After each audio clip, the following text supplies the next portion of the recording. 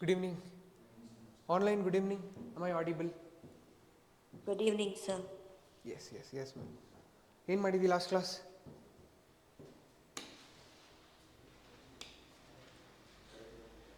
ಸರಿ, current account, capital account, yes. Then external ಸೆಕ್ಟರಲ್ಲೇ start ಮಾಡಿದ್ವಿ. ಎಕ್ಸ್ಟರ್ನಲ್ ಸೆಕ್ಟರ್ ಅನ್ನೋ ಚಾಪ್ಟರಲ್ಲಿ ಬ್ಯಾಲೆನ್ಸ್ ಆಫ್ ಪೇಮೆಂಟ್ ಬಗ್ಗೆ ಮಾತಾಡಿದ್ವಿ. ಬ್ಯಾಲೆನ್ಸ್ ಆಫ್ ಪೇಮೆಂಟ್ ಅರ್ಥ ಆಗಬೇಕು ಅಂದರೆ ಕರೆಂಟ್ ಅಕೌಂಟ್, ಕ್ಯಾಪಿಟಲ್ ಅಕೌಂಟ್ ಬಗ್ಗೆ ಮಾತಾಡಿದ್ವಿ. After this we had spoken about reserves. ಹೌದಾ? There are 4 kinds of reserves which the India is maintaining to make sure that ನಾಳೆ ಏನಾದರೂ ನಾವು ಫಾರಿನ್ ಜೊತೆ ಟ್ರೇಡ್ ಮಾಡಬೇಕಾದ್ರೆ ನಮ್ಮಲ್ಲಿ ದುಡ್ಡೇನಾದರೂ ಕಡಿಮೆ ಆದರೆ, ನಾಳೆ ನೀವು ಫಾರಿನ್ ಹತ್ರ ಏನೋ ಯಾವುದು ಫಾರ್ ಎಕ್ಸಾಂಪಲ್ ಈಗ ಯು ಎಸ್ ಎ ಹತ್ರ ಏನೋ ಇಂಪೋರ್ಟ್ ಮಾಡ್ಕೊಳ್ತಾ ಇದ್ದೀರಾ ಅಂದರೆ ಯು ಎಸ್ ಎಗೆ ಏನಾದರೂ ನೀವು ಪೇ ಮಾಡಬೇಕು. ಪೇ ಮಾಡೋದಕ್ಕೆ ನಿಮ್ಗೆ ದುಡ್ಡು ಎಲ್ಲಿರುತ್ತೆ ಅಂದರೆ ರಿಸರ್ವಲ್ಲಿ ಎತ್ತಿಟ್ಟಿರ್ತೀರಾ. There are 4 kinds of reserves, 4 ways how the reserve is maintained. Which are those? First one we have spoken about it. Foreign currency assets. What is this foreign currency assets?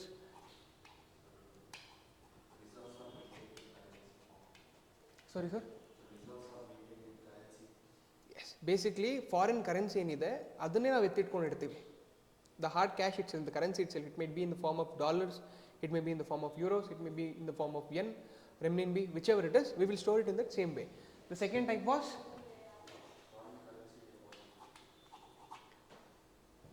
in the same thing. Yes man. Deposits, NRI deposits ಆಗಿರ್ಬೋದು, foreign currency deposits ಆಗಿರ್ಬೋದು, non-resident deposits, all these things are kept as a reserve. Even the deposits kept with the IMF is also a kind of reserve. Then the second type of reserve was gold reserves.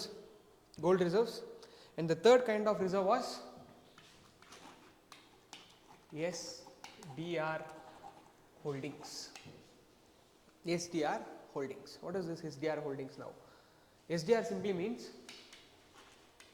special drawing rights. SDR andre special drawing rights. This is basically the reserve which we keep with the International Monetary Fund. IMF ಅಂತ ಹೆಸರು ಕೇಳಿದೀವಲ್ವಾ? Basically 1991 ನಲ್ಲಿ when we had financial crisis, if you remember, if they have spoken in this class, 1997 independence ಬಂದ ಮೇಲೆ we wanted to keep our economy closed.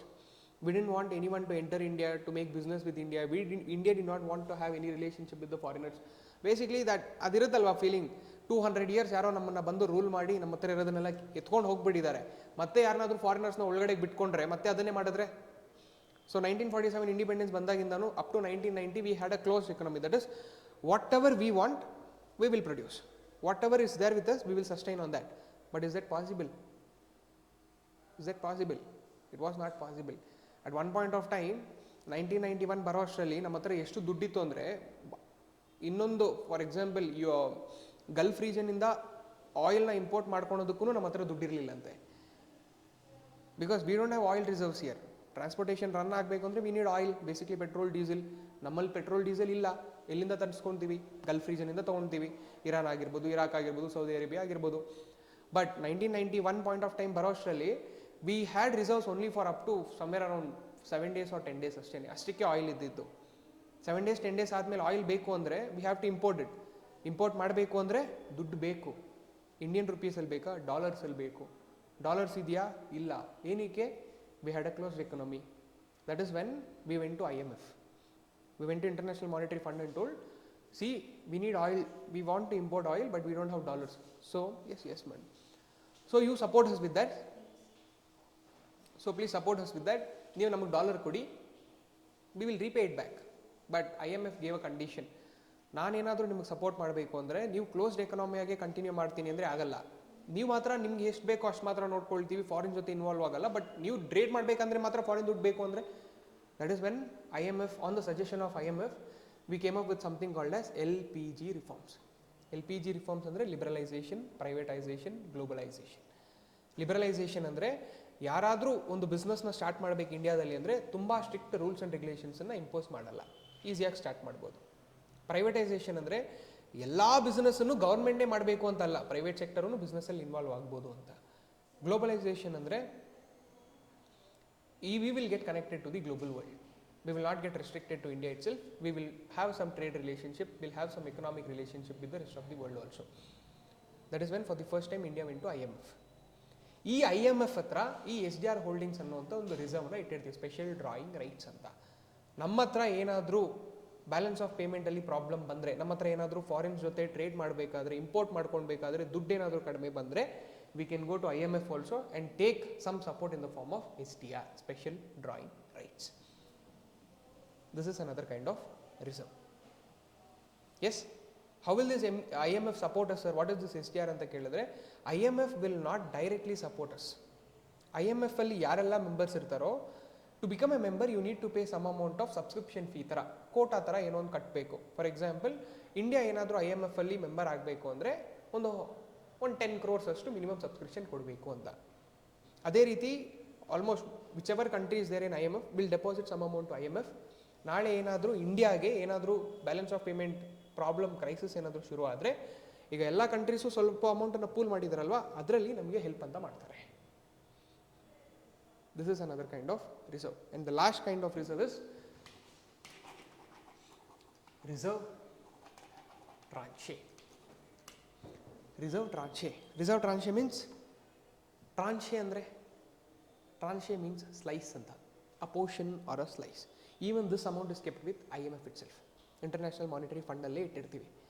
Sir, international monetary ಫಂಡಲ್ಲಿ ದುಡ್ಡನ್ನು ಹೇಗೆ ಇಡ್ತೀವಿ ಅಂದರೆ, for example, ನಾವು ಇಂಡಿಯಾ 100 crores ಅಷ್ಟು subscription fees ಇದೆ ಅಂತ ಹೇಳಿದ್ರೆ, at least 25% of that amount, 25 crores has to be kept in foreign currencies or Indian currencies, hard cash. S D R ಏನು ಮೀನ್ಸ್ ಐ ಎಮ್ ಎಫ್ ಏನನ್ನು ಅಕ್ಸೆಪ್ಟ್ ಮಾಡ್ಕೊಳುತ್ತೋ ಅಷ್ಟನ್ನು ನಾವು ಅಲ್ಲಿ ಎತ್ತಿಟ್ಟಿಡ್ತೀವಿ.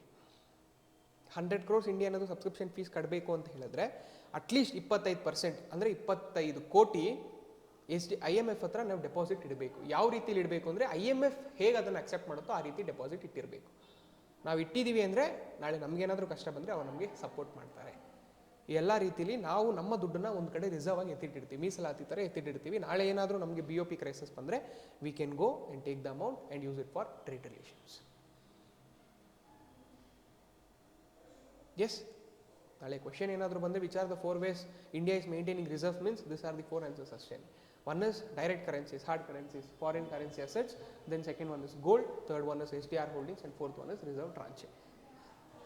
Foreign currency assets, ನಾವೇ ಡೈರೆಕ್ಟ್ ಆಗಿ ಎತ್ತಿಟ್ಕೊಳ್ತೀವಿ. Gold, we are keeping it, either we can express it in US dollar also, Indian rupees also. SDR holdings and reserve tranches are with the IMF and we can take it when we need it. SDR ಬಗ್ಗೆ ಇನ್ನೂ ಸ್ವಲ್ಪ information will talk about that. Yes, you can write it down. SDR holdings. SDR holdings, SDR simply means special drawing rights.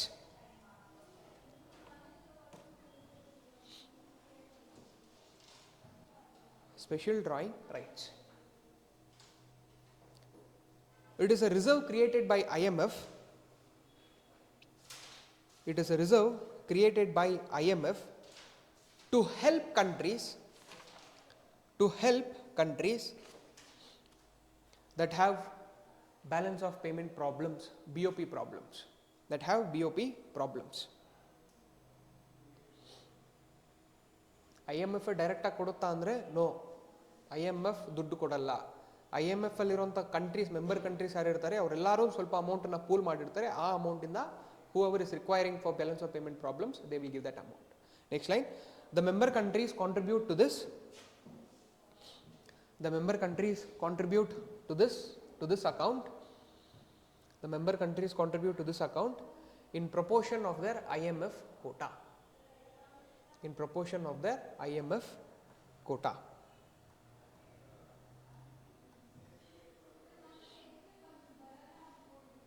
IMF quota.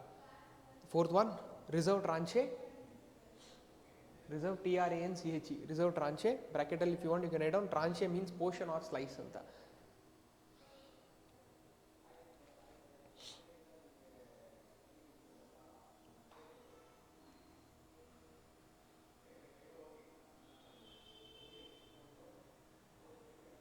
Next point, it consists of India's quota to IMF.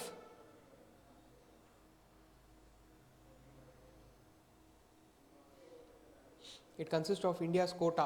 Quota simply means member subscription fees. ಈಗ ನಾವು ಯಾವುದಾದ್ರು ಒಂದು ಕ್ಲಬ್ಗೆ member ಆಗಬೇಕಂದ್ರೆ minimum ನೀವು ಇಷ್ಟು deposit ಇಟ್ಟರೆ ಮಾತ್ರ ನೀವು ಈ ಕ್ಲಬ್ಬಿನ ಮೆಂಬರ್ ಆಗ್ಬೋದು ಅಂತ ಹೇಳ್ತಾರಲ್ವಾ. ಅದೇ ರೀತಿ ಯಾರಾದರೂ IMFಗೆ ಮೆಂಬರ್ ಆಗಬೇಕು ಅಂದರೆ you need to keep some amount as your subscription fees. ಅದರಲ್ಲಿ 25% has to be kept in hard currencies which is acceptable by IMF. ಇದು ಹೇಗೆ ಅಂದರೆ ಕಂಡೀಷನ್ಸ್, ನೀವೇನಾದರೂ ನಮ್ಮ ಗ್ರೂಪಿನ ಮೆಂಬರ್ ಆಗಬೇಕು ಅಂದರೆ ಒಂದಿಷ್ಟು ಫೀಸ್ನ ನೀವು ಕಟ್ಟಬೇಕು. ಸರ್ 100 crores ನಾವು ಎಲ್ಲ 100 crores ಇಂಡಿಯನ್ ರುಪೀಸಲ್ಲಿ ಕೊಡ್ತೀವಿ ಅಂದರೆ ಬೇಡ.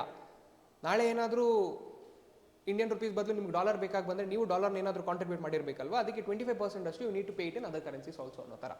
ಬಿಕಾಸ್ ನಾಳೆ ನೀವೇನು ಇಂಡಿಯನ್ ರುಪೀಸಲ್ಲಂತೂ ಕೇಳಲ್ಲ ವಾಪಸ್, because if you are trading with other countries you will ask in different amount itself. Usually you will ask in dollars. ನೀವೆಲ್ಲ ಇಂಡಿಯನ್ ರುಪೀಸಲ್ಲಿ ಕೊಟ್ಟು ನಾಳೆ ನನಗೆ ಡಾಲರ್ ಕೊಡಿ ಅಂದರೆ ಅದಕ್ಕೆ ಅಟ್ಲೀಸ್ಟ್ 25% ಆದ್ರೂ ಹಾರ್ಡ್ ಕರೆನ್ಸಿ ಬೇರೆ ಡಾಲರ್ಸಲ್ಲಿ ಕೊಡಿ, ಬೇರೆ ಬೇರೆ ಕರೆನ್ಸೀಸಲ್ಲಿ ಕೊಡಿ ಅಂತ. Next line, the member countries is required to pay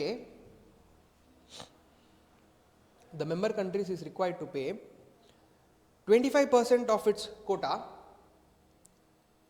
The member countries is required to pay 25% of its quota in SDR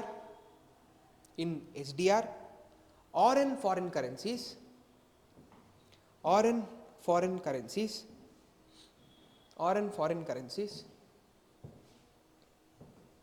acceptable to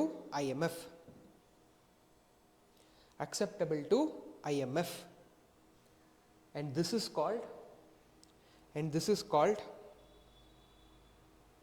reserve position in IMF or reserve tranche, and this is called reserve position in IMF or reserve tranche.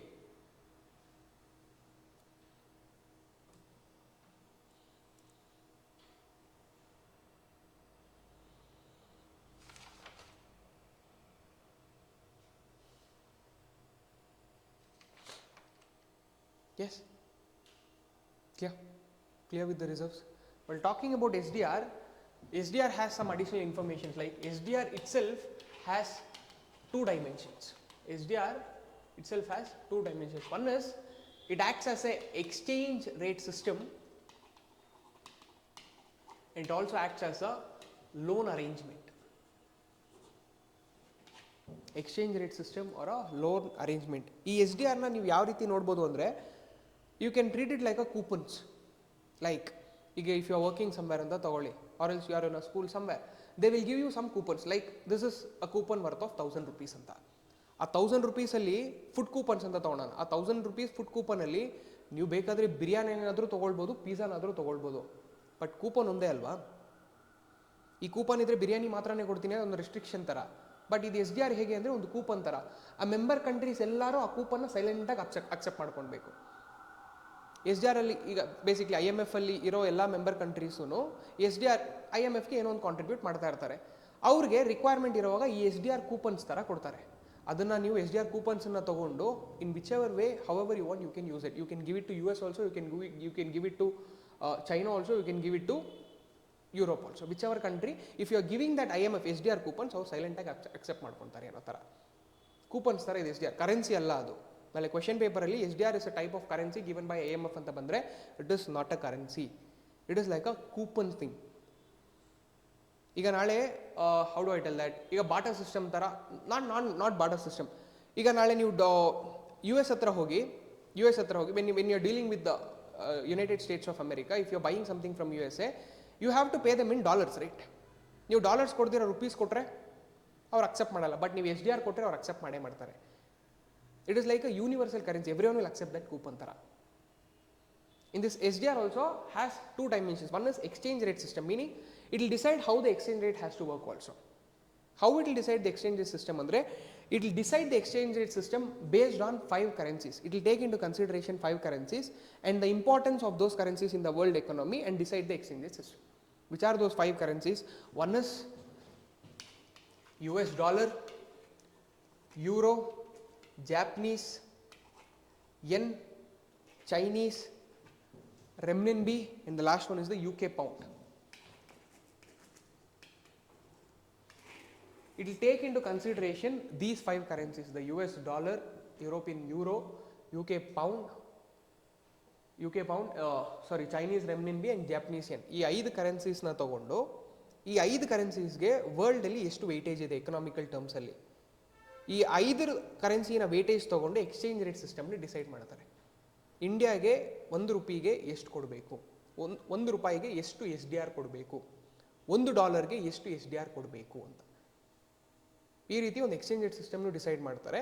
ಇನ್ನೊಂದು, this SDR acts as a loan arrangement ಅಂದರೆ if you are having a member subscription with IMF, ಈಗ 100 crores ನಾವು ಎಕ್ಸಾಂಪಲಲ್ಲಿ 100 crores is your subscription fee to become a member of IMF means 25% you can pay it in SDR also, meaning ಕೂಪನಲ್ಲಾದರೂ ಕೊಡ್ಬೋದು ಅಥವಾ you can give it in any other foreign currencies.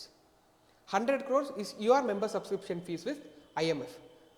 ನಾಳೆ ಏನಾದರೂ ನೀವು loan ಬೇಕು ಅಂತ ಹೋದರೆ you can take loan up to 200% of your subscription fees. 10 rupees ಏನಾದರೂ ನೀವು ಕೊಟ್ಟಿದ್ರೆ 10 rupeesಗೆ 200% ಅಷ್ಟು ಎಕ್ಸ್ಟ್ರಾ ಲೋನ್ನ IMF ನಿಮಗೆ ಕೊಡುತ್ತೆ. ಅದು ಫಾರಿನ್ ಕರೆನ್ಸಿಲಾದರೂ ಕೊಡ್ಬೋದು, ಆ ಕೂಪನ್ ಸಿಸ್ಟಮಲ್ಲಾದರೂ ಕೊಡ್ಬೋದು. ನಿಮಗೆ US ಡಾಲರಲ್ಲಿ ಕೊಟ್ಟರು ನೀವು ಟ್ರೇಡ್ ಮಾಡ್ತೀರಾ, ನೀವು ಕೂಪನ್ಸ್ ಕೊಟ್ಟರೆ ವರ್ಲ್ಡಲ್ಲಿ ಯಾರ ಜೊತೆ ಬೇಕಾದರೂ ಟ್ರೇಡ್ ಮಾಡ್ಬೋದು. This is the benefits of SDR.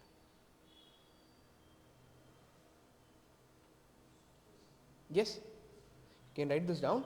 SDR has two dimensions. SDR has two dimensions. One is, it is an exchange rate system.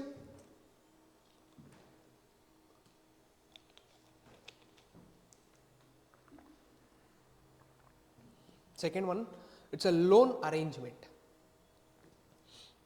It's a loan arrangement. Under that first one, exchange rate system on the subheading barkoli, we'll write something about that. Exchange rate system. SDR is an average exchange rate. SDR is an average exchange rate derived from basket of 5 currencies. Derived from basket of 5 currencies.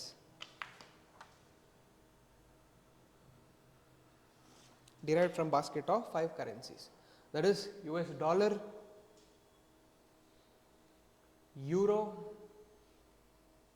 that is US dollar, euro, yen,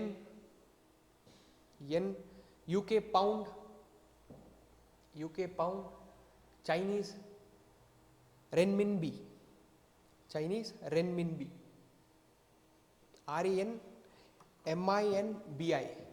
renminbi.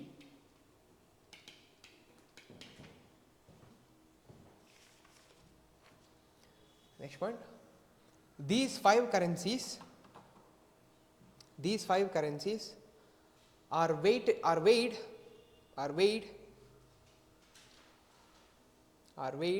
as per their importance in the world economy, and the exchange rate is derived.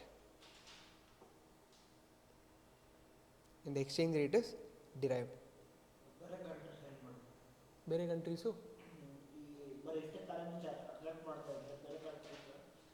ಈ 5 currencies ಮಾತ್ರ ಯಾಕೆ ತಗೊಂಡಿದ್ದಾರೆ ಅಂತನಾ, ಈ 5 ಕರೆನ್ಸೀಸು ತುಂಬ powerful currencies ವರ್ಲ್ಡಲ್ಲಿ ಅಂತ. ಯಾವುದಿದೆ? Okay sir, ತುಂಬ ಕರೆನ್ಸೀಸ್ ಇದೆ. ಈಗ ನಾವು ಸೌದಿ ತೊಗೊಳ್ಬೋದು, ಇರಾಕ್ ತೊಗೊಳ್ಬೋದು, ಇರಾನ್ ತೊಗೊಳ್ಬೋದು, ನೇಪಾಲ್ ತೊಗೊಳ್ಬೋದು, ಪಾಕಿಸ್ತಾನ ತೊಗೊಳ್ಬೋದು, ಬಾಂಗ್ಲಾದೇಶ್ ತೊಗೊಳ್ಬೋದು, ಶ್ರೀಲಂಕಾ ತೊಗೊಳ್ಬೋದು. ವರ್ಲ್ಡಲ್ಲಿ 190 ಕಂಟ್ರೀಸ್, ಪ್ರತಿಯೊಂದಕ್ಕೂ ಒಂದೊಂದು ಡಿಫ್ರೆಂಟ್ ಕರೆನ್ಸೀಸ್ ಇದೆ. ಬಟ್ ವರ್ಲ್ಡಲ್ಲಿ ತುಂಬ ಪವರ್ಫುಲ್ ಕರೆನ್ಸೀಸ್ ಯಾವುದು ಅಂದರೆ ಈ 5 ಕರೆನ್ಸೀಸ್ ಬಂದಿದೆ. ಯಾರು ಅವರು ಇಸ್ಕೊಳ್ತಾರೆ. ಅವರು ಏನಾದರೂ IMF ಮೆಂಬರ್ ಕಂಟ್ರೀಸ್ ಆಗಿದೆ, SDR ಅವರು ತೊಗೊಳ್ತಾರೆ. ಈ 5 ಕರೆನ್ಸೀಸ್ ವರ್ಲ್ಡಲ್ಲಿ ತುಂಬ ಪವರ್ಫುಲ್ ಆಗಿರೋದ್ರಿಂದ ಈ 5 ಪವರ್ಫುಲ್ ಕರೆನ್ಸೀಸ್ ಬೇಸಿಸ್ ಮೇಲೆ ಎಕ್ಸ್ಚೇಂಜಸ್ನ ಡಿಸೈಡ್ ಮಾಡ್ತಾ ಇದ್ದಾರೆ ಅಂತ ಅಷ್ಟೇ. Next one, as a loan. Next point, as a loan and the exchange rate is derived. Next point, as a loan,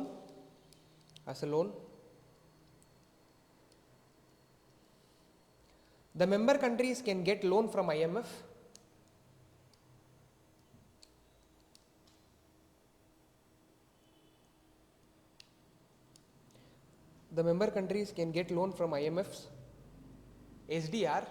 IMF's SDR up to 200% of its members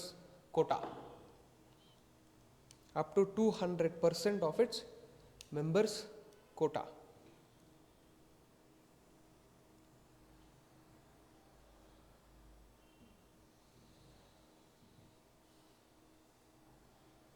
Next point you can write down. Here IMF does not lend directly. Make sure underline that IMF does not lend directly. does not lend directly. Instead,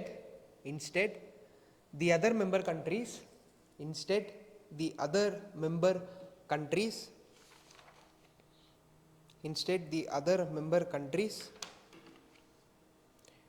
lend their SDR holdings to the member countries who are in BOP crisis.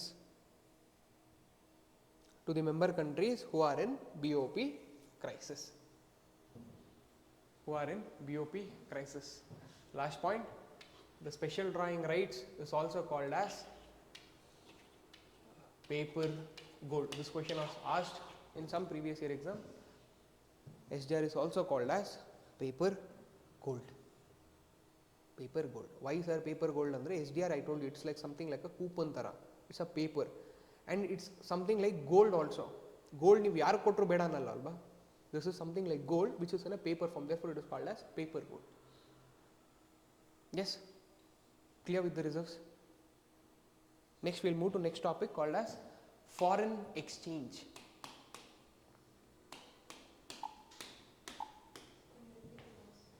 The last point. Okay. Here IMF does not lend directly. Instead, the other member countries lend their SDR holdings to the member countries who are in BOP crisis. It is also known as paper gold.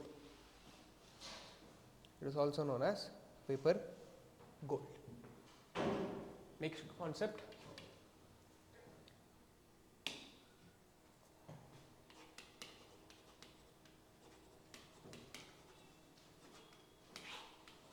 Foreign exchange. What is this foreign exchange? Foreign exchange ಅಂದರೆ ಈಗ ನಮ್ಮ ಹತ್ರ ಇರೋ ಕರೆನ್ಸಿನ ಇನ್ನೊಂದಕ್ಕೆ convert ಮಾಡಬೇಕು ಅಂದರೆ ಹೇಗೆ convert ಮಾಡ್ಕೊಳ್ತೀವಿ ಅಂತ. It is also called under this you can take it as exchange rate also. Exchange rate simply means the rate at which one currency can be transformed into another currency. Exchange rate is ಇವತ್ತು ನಾಳೆ ನನಗೇನಾದರೂ ಒಂದು dollar ಬೇಕಾಗಿ ಬಂದರೆ ನಾನು ಎಷ್ಟು rupees ಕೊಡಬೇಕು? 105 somewhere around 87 to 90 rupees ಆಗಿದೆ ಇವತ್ತು. ಒಂದು ಡಾಲರ್ ನಿಮ್ಗೆ ಏನಾದರೂ ಬೇಕು ಅಂದರೆ 87 rupees ಅಥವಾ 90 rupees ಕೊಡಬೇಕು ಅಂತ. ಹೇಗೆ ಡಿಸೈಡ್ ಮಾಡ್ತಾರೆ ಇದನ್ನು? It is mainly based on demand and supply. ಒಂದು it is based on demand and supply, another one is done by RBI itself. RBI ಕೆಲವೊಂದು ಮ್ಯಾನಿಪುಲೇಷನ್ಸನ್ನು ಮಾಡಿ ಎಕ್ಸ್ಚೇಂಜ್ ರೇಟನ್ನು ಡಿಸೈಡ್ ಮಾಡೋಕ್ಕೆ ಟ್ರೈ ಮಾಡುತ್ತೆ. The terms are called as depreciation and appreciation. How this exchange rate happens andre, it is because of depreciation and appreciation. What do you mean by depreciation? Demand kadme agodu. Okay, demand kadme agodu, it's a kind of depreciation. Value kadme agodu anta helboda? Yavudar value kadme aagta ide? Currency value kadme aagta ide. Currency na value kadme aagta ide. Iga depreciation anta tagondre, take for example, maybe in 1947 ಅಥವಾ 1950s ಅಲ್ಲಿ $1 was equal to somewhere around 50 rupees ಅಂತ ತಗೊಳ್ಳೋಣ. 1950s ಅಲ್ಲಿ ನಿಮ್ಗೆ ಏನಾದರೂ $1 ಬೇಕು ಅಂದರೆ Indian ರುಪೀಸಲ್ಲಿ ನೀವು 50 rupees ಕೊಡಬೇಕಾಯಿತು. ಡಿಪ್ರಿಸಿಯೇಷನ್ ಆಗಿದೆ ಅಂತ ತಗೊಂಡ್ರೆ ನಾವು, if we consider okay the currency is getting depreciation, today $1 should increase R decrease? 50 rupeesಗಿನ್ನ ಜಾಸ್ತಿ ಕೊಡಬೇಕಾ, 50 rupeesಗಿನ್ನ ಕಡಿಮೆ ಕೊಡಬೇಕಾ? ಜಾಸ್ತಿ ಕೊಡಬೇಕು. Will be giving 60 rupees. But ನೀವು 50 rupeesಗಿಂತ ಜಾಸ್ತಿ ಕೊಡ್ತಾ ಇದ್ದೀರಾ ಅಲ್ವಾ, ಮತ್ತೆ ಇನ್ಕ್ರೀಸ್ ಆಗ್ತಾ ಇದೆ ಅಂತ ಹೇಳಬೇಕು. ಮತ್ತೆ ಡಿಪ್ರಿಸಿಯೇಷನ್ ಅಂತ ನಾವೇನು ಕರಿತಾ ಇದ್ದೀವಿ? ನಮ್ಮ ಕರೆನ್ಸಿನ ವ್ಯಾಲ್ಯೂ ಕಡಿಮೆ ಆಗ್ತಾ ಇದೆ ಫಾರಿನ್ ಮಾರ್ಕೆಟಲ್ಲಿ. ನಾಳೆ 1950s ಅಲ್ಲಿ ನೀವು ಒಂದು ಡಾಲರ್ಗೆ $50 ಕೊಟ್ಟಿದ್ರೆ ಸಾಕಾಗಿತ್ತು. 50 rupees was the value for $1 Indian ರುಪೀಸಲ್ಲಿ. ಬಟ್ ವ್ಯಾಲ್ಯೂ ಕಡಿಮೆ ಆಗಿ $50 ಬದಲು ನೀವು $60 ಕೊಡ್ತಾ ಇದ್ದೀರಾ. ದುಡ್ಡು ಜಾಸ್ತಿ ಕೊಡ್ತಾ ಇದ್ದೀರಾ, ಬಟ್ ವ್ಯಾಲ್ಯೂ ಏನಾಗಿದೆ? ವ್ಯಾಲ್ಯೂ ಕಡಿಮೆ ಆಗಿದೆ. ವ್ಯಾಲ್ಯೂ ಕಡಿಮೆ ಆಗ್ತಾ ಇದೆ, ಅದಕ್ಕೋಸ್ಕರ ನೀವು ದುಡ್ಡು ಜಾಸ್ತಿ. This is known as depreciation. Usually feel depreciation ಅಂದರೆ 50-40 ಆಗಿಬಿಡಬೇಕು ಅಂತ ನಾವು ಅಂದ್ಕೊಳ್ತೀವಿ. ನಾವಿಲ್ಲಿ ದುಡ್ಡನ್ನ ಕಡಿಮೆ ಮಾಡ್ತಾ ಇಲ್ಲ, ದುಡ್ಡಿಗಿರೋ ವ್ಯಾಲ್ಯೂ ಕಡಿಮೆ ಆಗ್ತಾ ಇದೆ, ಹಾಗಾಗಿ ಜಾಸ್ತಿ ದುಡ್ಡು ಕೊಡ್ತಾ ಇದ್ದೀವಿ. The value of home currency is reducing because of value of foreign currency is increasing. This is known as depreciation. And who will do this? The market forces. The demand and supply in the market forces will decide this depreciation. ಏನಾದರೂ Indian ರುಪೀಸ್ಗೆ ಇರೋವಂಥ demand ಏನಾದರೂ ಕಡಿಮೆ ಆದರೆ, foreign US ಡಾಲರ್ಗೆ ಇರೋವಂಥ demand ಏನಾದರೂ ಜಾಸ್ತಿ ಆದರೆ ಆಟೋಮೆಟಿಕ್ಕಾಗಿ ಡಾಲರ್ ವ್ಯಾಲ್ಯೂ ಜಾಸ್ತಿ ಆಗುತ್ತೆ, ಇಂಡಿಯನ್ ರುಪೀಸ್ ವ್ಯಾಲ್ಯೂ ಕಡಿಮೆ ಆಗುತ್ತೆ. ಇದನ್ನು ಯಾರು ಒಬ್ಬರು ಡಿಸೈಡ್ ಮಾಡ್ತಾ ಇಲ್ಲ, the market is deciding. You are getting my point? ಇಲ್ಲಿ not one person or not one institution is deciding should the value of currency depreciate or increase. The demand for that currency is deciding is the value of currency depreciating or increasing ಅಂತ. The market forces, the demand and supply of that currency will decide the value of that currency. Yes.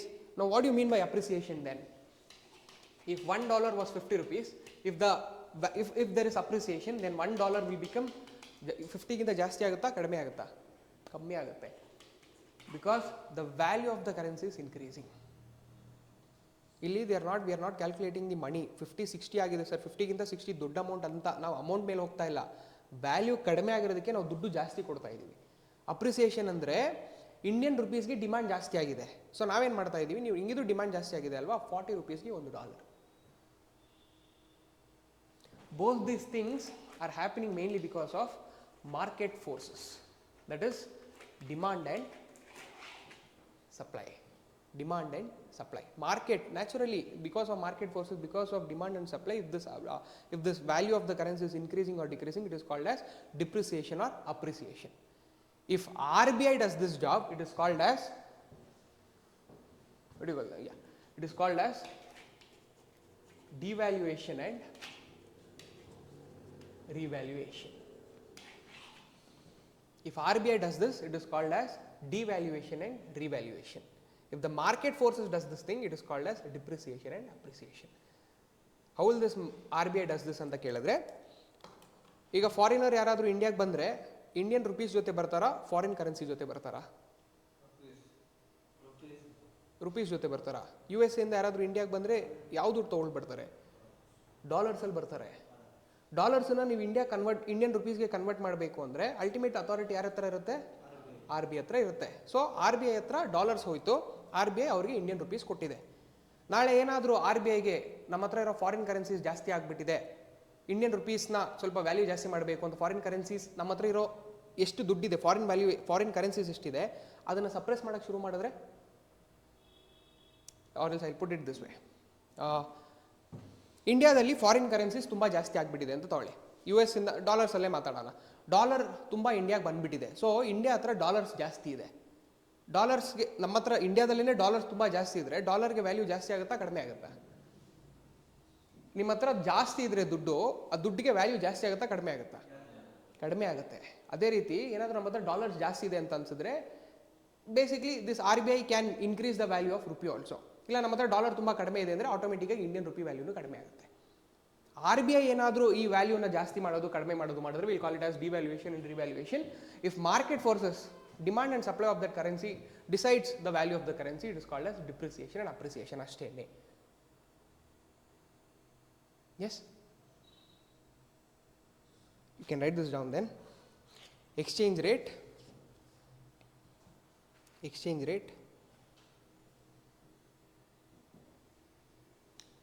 it is a rate at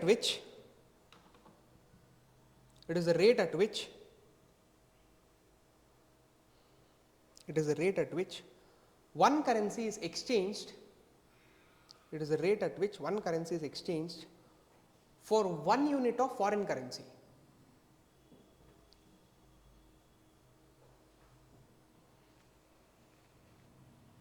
It is a rate at which one currency is exchanged for 1 unit of foreign currency.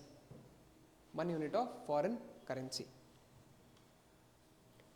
Next point, the exchange rate varies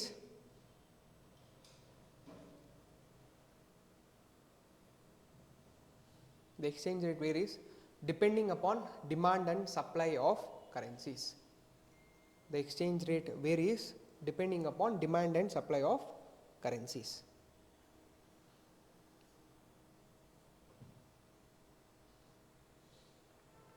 Another next point, depreciation.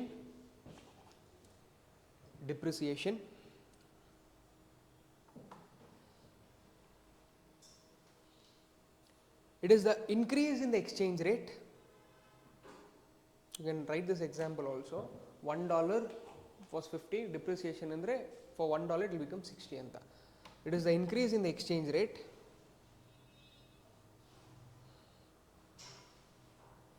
next point. There is fall in the external value of domestic currency. There is fall in the external value of domestic currency because of demand for foreign currency, or else you can there is a fall in the external value of domestic currency. There is a fall in the external value of domestic currency because there is demand for foreign currency, or there is excess supply of domestic currency,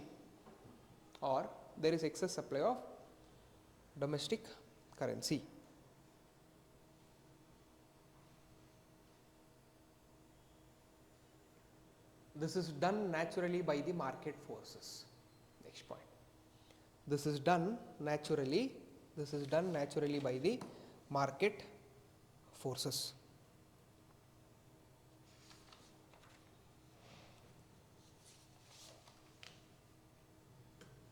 This is done naturally by the market forces. Next you have appreciation.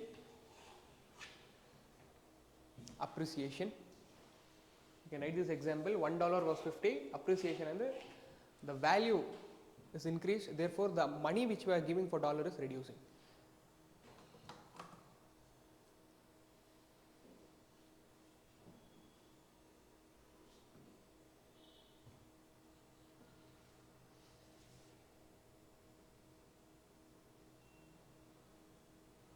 Appreciation, it is the fall in the exchange rate.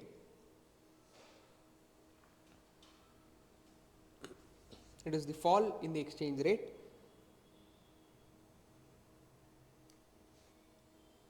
It is the fall in the exchange rate. Next line. It is the increase in the external value of domestic currency. It is the increase in the external value of domestic currency due to demand for home currency,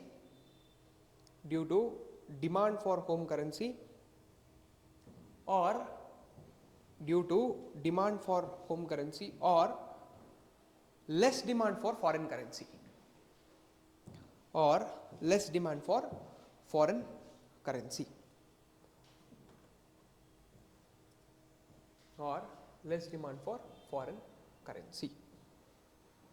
This is also done naturally by the market forces.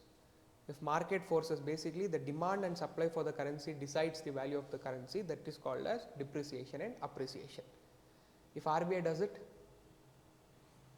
it is called as devaluation and revaluation. Next point. If RBI does this,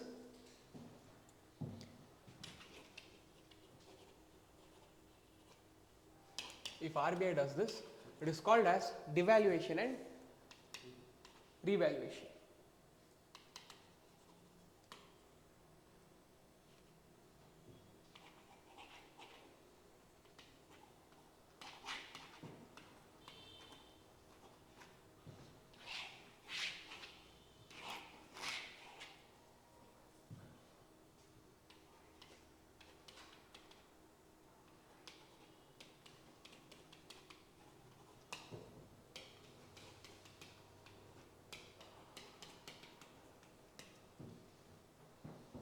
If market forces does it, it is called as depreciation and appreciation. If the RBI does it, it is called as devaluation and revaluation. Depreciation ಅಥವಾ devaluation ಆದರೆ what will happen to export and imports? Basically ಇದನ್ನ ಮಾಡ್ತಾ ಇರೋದು ಟ್ರೇಡ್ಗೋಸ್ಕರ ಅಲ್ವಾ. Exchange ರೇಟ್ನ decide ಮಾಡ್ತಾ ಇರೋದೇ ನಾವು foreign ಜೊತೆ ಟ್ರೇಡ್ ಮಾಡಬೇಕಾದ್ರೆ ನಾವು ಎಷ್ಟು ದುಡ್ಡು ಕೊಡಬೇಕು, ಎಷ್ಟು ಜಾಸ್ತಿ ಕೊಡಬೇಕು, ಎಷ್ಟು ಕಡಿಮೆ ಕೊಡಬೇಕು ಅನ್ನೋದನ್ನು ಡಿಸೈಡ್ ಮಾಡೋದಕ್ಕೋಸ್ಕರ, basically for exports and imports. What will happen to export and imports in case of depreciation or devaluation? What will happen to exports and imports in case of appreciation and revaluation? Depreciation time ಅಲ್ಲಿ exports ಏನಾಗುತ್ತೆ? Exports will increase. Increase R decrease? ಎರಡಕ್ಕೂ reasons ಬೇಕು ಯಾಕೆ ಅಂತ.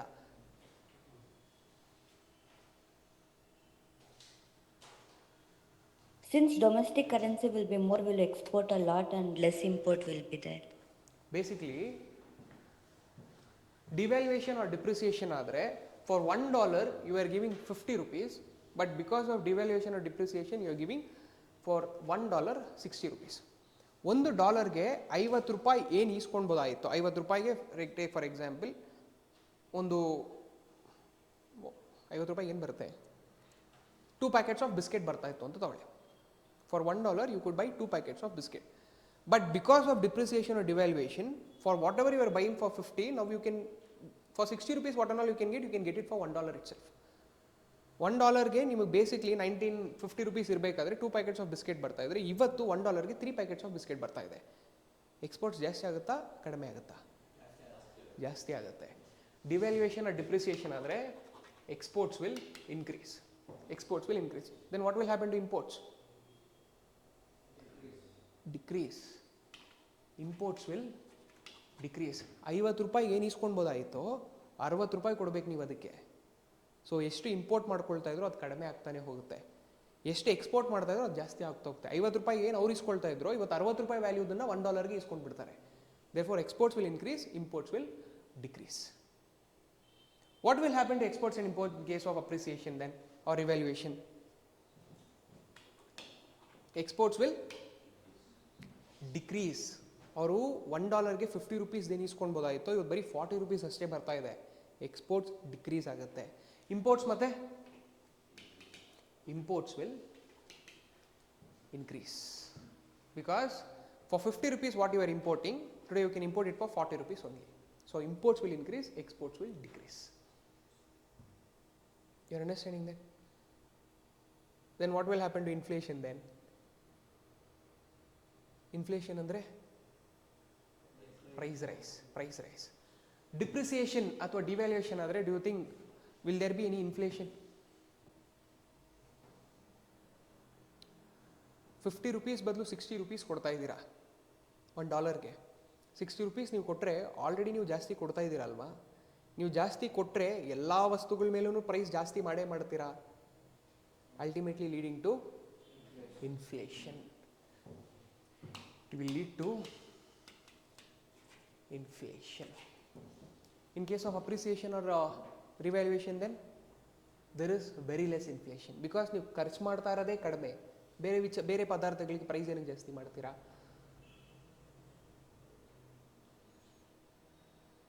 You getting my point?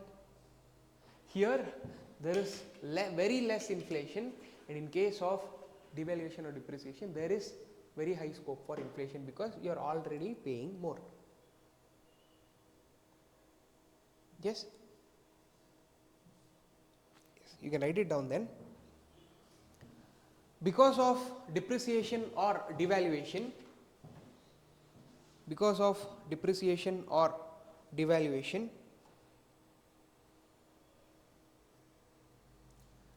exports increases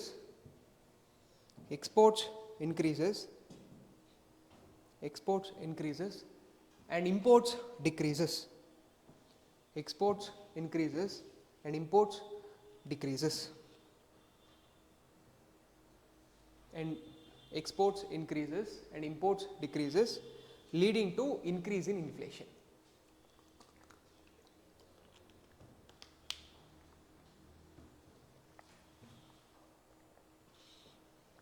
Leading to increase in inflation.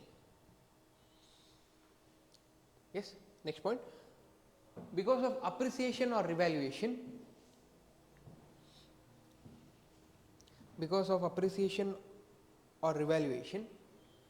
exports reduces and imports increases,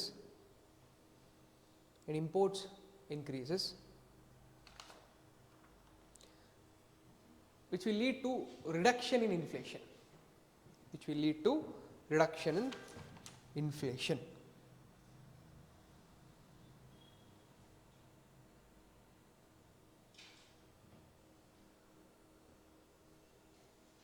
Yes.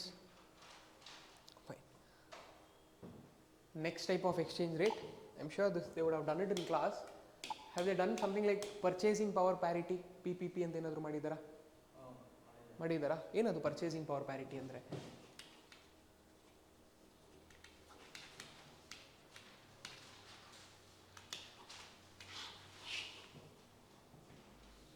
Purchasing power parity simply means how much goods, how much worth of goods can be bought with equal amount of currencies ಅಂತ. Example ಆಗಿ ತಗೊಳ್ಳೋಣ. Let's take $1 is equal to 80 rupees. Example ಆಗಿ $1 is equal to 80 rupees. In our example, let's take it for $10 is equal to 800 rupees. Simple calculations ಗೋಸ್ಕರ. For 800 rupees, what and all you can buy? ಏನೆಲ್ಲ ಇಸ್ಕೊಳ್ಬೋದು ಅಂತ ನಿಮ್ಗೆ ಅನ್ಸುತ್ತೆ? 800 ರೂಪಾಯಿಗೆ simple ಆಗಿ ಇರಲಿ. Chocolates. Okay, we'll take it as you can buy 10 chocolates, 5 biscuits. ಬೇರೆ ಏನಾದರೂ ಇಸ್ಕೊಳ್ಬೋದಾ? ಇಲ್ಲ ಅಷ್ಟಕ್ಕೆ ಸಾಕಾ?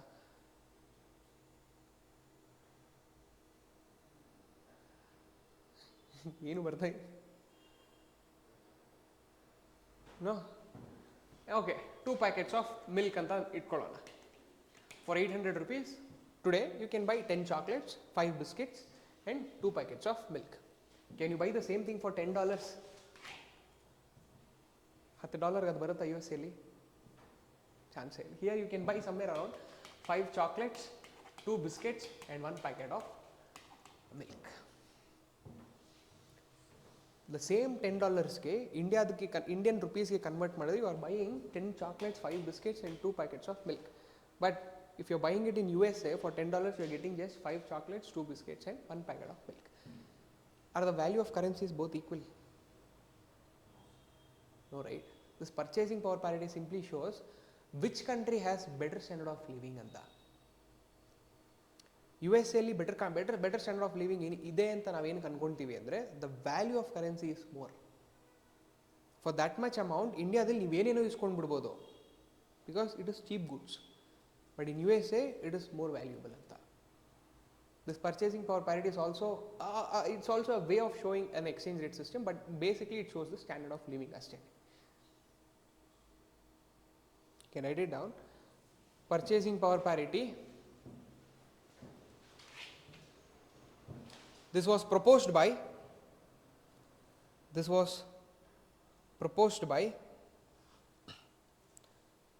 Gustav Cassel.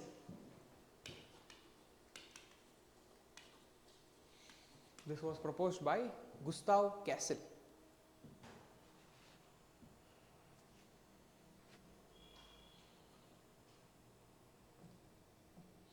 It refers to the equality of buying capacity, how much you can buy with that value. ಅಷ್ಟು ದುಡ್ಡಲ್ಲಿ ಏನೆಲ್ಲ ಇಸ್ಕೊಳ್ಬೋದು ಅನ್ನೋದನ್ನ ಚೆಕ್ ಮಾಡ್ತೀವಿ ಅಷ್ಟೇ. It refers to the equality of buying capacity. Next point, based on the buying capacity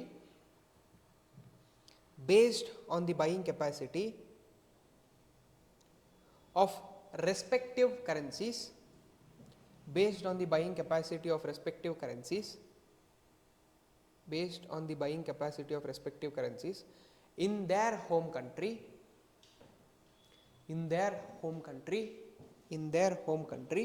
the exchange rate is determined. The exchange rate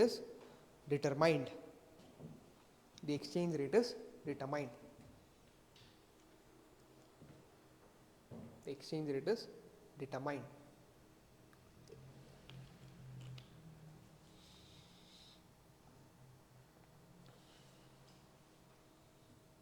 Next point, it is used to calculate the standard of living.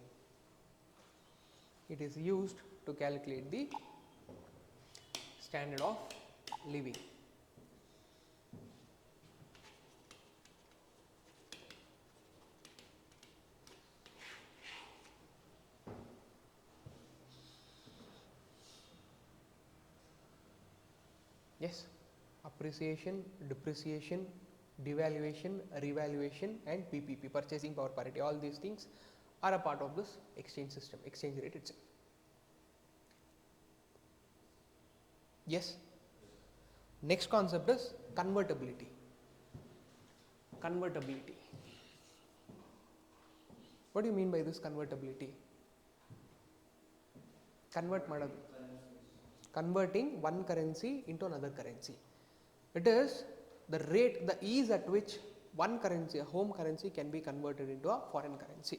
Indian terms ಅಲ್ಲಿ ಮಾತಾಡಬೇಕಾದ್ರೆ at what rate, at how easily you can convert Indian rupees into any other foreign currencies ಅಂತ. How easily you can convert Indian currencies into any other foreign currencies. In convertibility, there are two types of convertibilities. One is current account convertibility, and the second one is capital account convertibility. Convertibility simply means how easily you can convert one form of currency, one currency into another currency. Indian rupees na dollars. One way, two way, ಅದು current account capital account ಅಂದರೆ one way transactions, two way transactions ಅಂತ ಹೇಳ್ಬೋದು. ಇದು convertibility, ಒಂದು ಕರೆನ್ಸಿನ ಇನ್ನೊಂದು ಕರೆನ್ಸಿಗೆ ಹೇಗೆ transfer ಮಾಡ್ಬೋದು, how easily you can convert it ಅಂತ. ಈ convertibility there are two types of convertibility. One is current account convertibility and the second one is capital account convertibility. ಅಲ್ಲಿಗೆ ಬರುತ್ತೆ, ನಾವು ಏನು ಕರೆಂಟ್ ಅಕೌಂಟ್ ಕ್ಯಾಪಿಟಲ್ ಅಕೌಂಟ್ ಓದೋದು ಅಲ್ಲಿಗೆ ಬರುತ್ತೆ. Current account convertibility simply means it is the is at which you can convert domestic currency into any foreign currency for current account transactions. Current account transactions goskara, which are the things which are included in current account? Export, import, invisibles. ಈ ಮೂರು ವಿಚಾರಗಳಿಗೆ how easily you can convert one form of currency, one currency into another currency. No?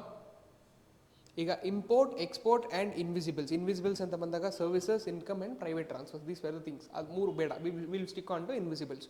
Import ಮಾಡಬೇಕು ಅಂದರೆ, export ಮಾಡಬೇಕು ಅಂದರೆ, ಅಥವಾ ಇನ್ವಿಸಿಬಲ್ಸ್ಗೋಸ್ಕರ ಏನಾದರೂ pay ಮಾಡಬೇಕು ಅಂದರೆ, how easily you can convert one currency into another currencies known as current account convertibility. Capital account convertibility means how easily you can convert one currency into another currency for capital account transactions. Which are the things included in capital account? Sorry? Essential?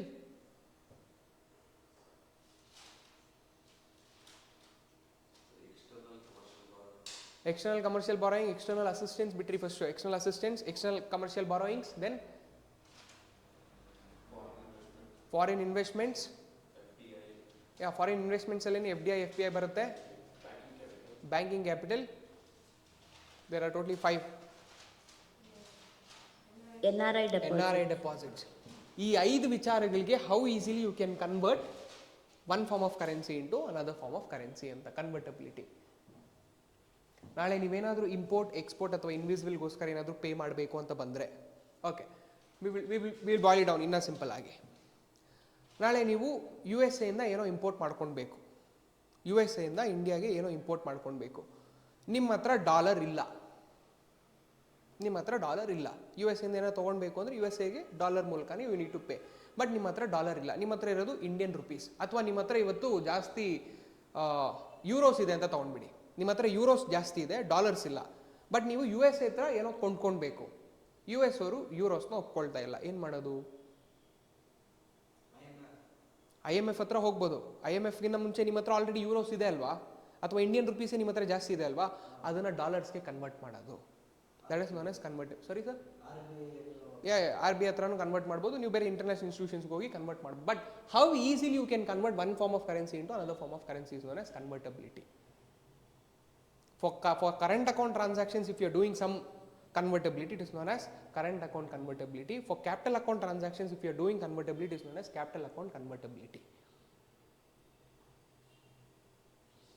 Yes, and one more thing about this convertibility, ನಾವು ಜ್ಞಾಪಕ ಇಟ್ಕೊಳ್ಬೇಕಾಗಿರೋದು, for current account transactions, convertibility is more simpler than capital account transactions convertibility. Why? ಈಗ import ಮತ್ತು export most important thing for the economy. ಈಗ ನೀವೇನೋ import ಮಾಡ್ಕೊಳ್ಬೇಕಂತ ಇದ್ದೀರಾ, ನಿಮ್ಮ ಹತ್ರ dollar ಇಲ್ಲ, ಡಾಲರ್ಗೆ ನೀವು ಕನ್ವರ್ಟೇ ಮಾಡ್ಕೊಳಕ್ಕಾಗಲಿಲ್ಲ ಅಂದರೆ, ಇಂಪೋರ್ಟ್ ಮಾಡ್ಕೊಳಕ್ಕೆ ಆಗಲ್ಲ ಅಂದರೆ, how will the nation sustain?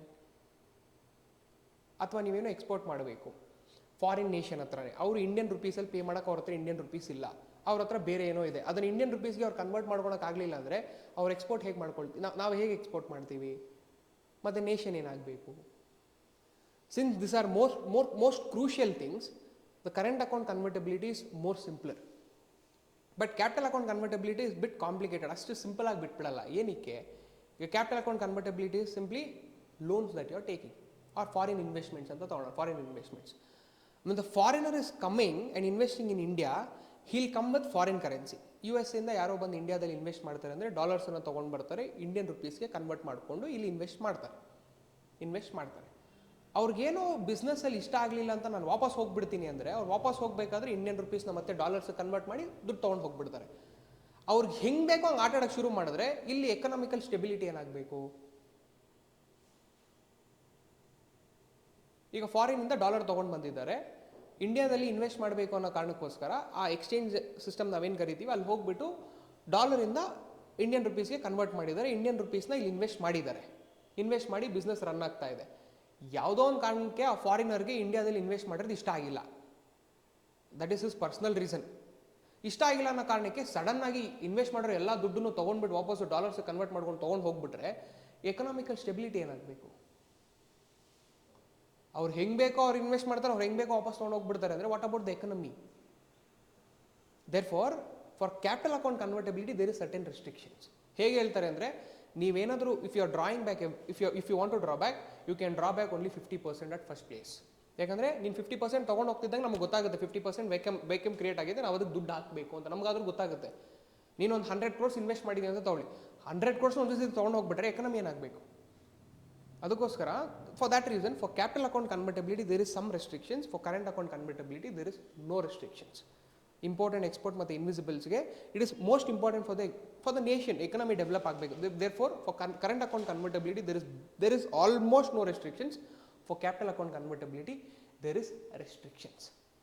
And who gave this restrictions for capital account convertibility? It was given by a committee called as SS Tarapur Committee. SS Tarapur Committee. That's it. Convertibility simply means at the ease at which one currency can be changed into another currency. That is known as convertibility. There are two types of convertibility: current account convertibility, capital account convertibility. Current account andre eno? Current account convertibility, changing or the ease at which one currency can be transferred to another currency for current account transactions, basically for imports, exports and invisibles.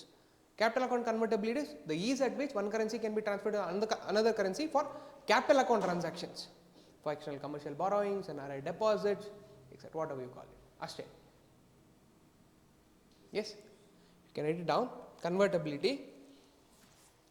It is the ease of converting one currency.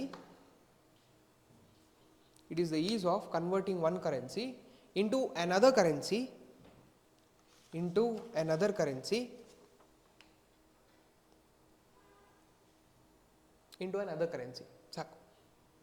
It is the ease of converting one currency into another currency.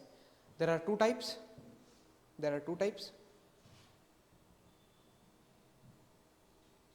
Current account convertibility, the first one, current account convertibility.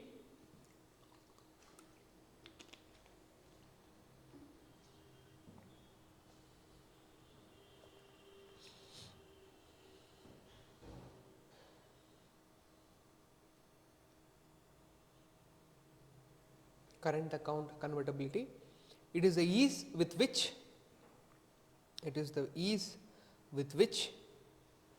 you can convert the domestic currency. You can convert the domestic currency to foreign currency in order to make a transaction in current account. It is the ease with which you can convert the domestic currency to foreign currency. You can convert the domestic currency to foreign currency in order to make a transaction in current account. Under that you can write down, this is done easily because Imports and exports, because imports and exports are very important. This is for your understanding, are very important.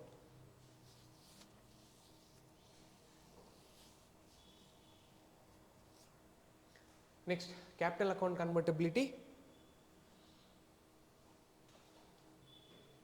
Capital account convertibility, the same definition barutte. It is the ease with which one you can convert the domestic currency to foreign currency in order to make transaction in capital account. You can write down to make transactions in capital account. Ash barkondre saku. To make transactions in capital account.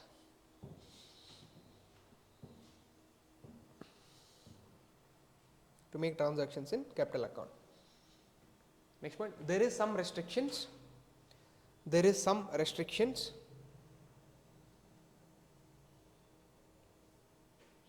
To bring in economic stability. To bring in economic stability. To bring in economic stability. This capital account convertibility was recommended by SS Tarapur committee. Question bandre barbodu. SS Tarapur committee. That is the reason. It is recommended by SS Tarapur committee.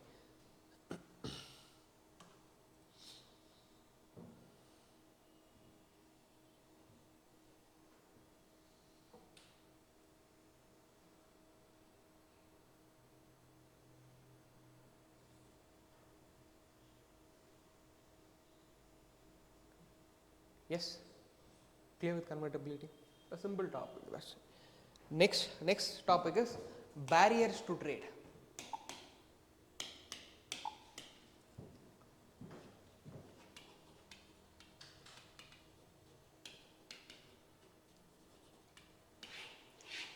What do you mean by this barriers to trade?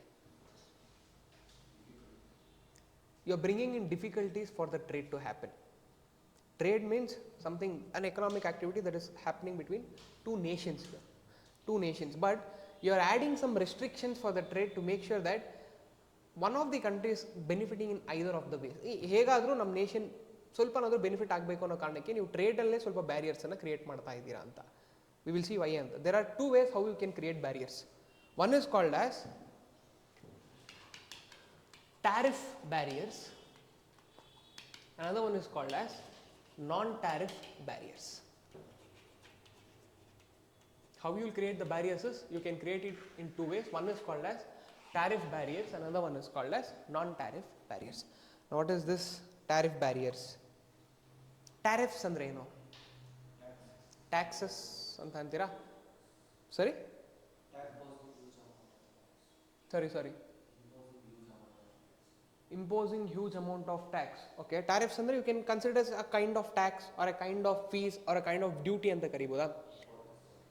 Import duties, import tariffs or export tariffs anta ನಾವು ಇದನ್ನ impose ಮಾಡ್ತೀವಿ. ಏನಕ್ಕೆ impose ಮಾಡ್ತೀವಿ? Domestic ಮಾರ್ಕೆಟ್ನ save ಮಾಡೋದಕ್ಕೋಸ್ಕರ ಯಾವ ಟ್ಯಾಕ್ಸ್ನ ಹಾಕ್ತೀವಿ? ಟ್ಯಾರಿಫ್ಸ್ನ ಹಾಕ್ತೀವಿ. ಇಂಪೋರ್ಟ್ ಟ್ಯಾರಿಫ್ಸಾ ಎಕ್ಸ್ಪೋರ್ಟ್ ಟ್ಯಾರಿಫ್ಸಾ? Import tariffs. By again this tariff barriers two types of tariffs ಹಾಕ್ತಾರೆ. ಒಂದು ಇಂಪೋರ್ಟ್ ಟ್ಯಾರಿಫ್ಸ್ ಅಂತ ಕರಿತೀವಿ.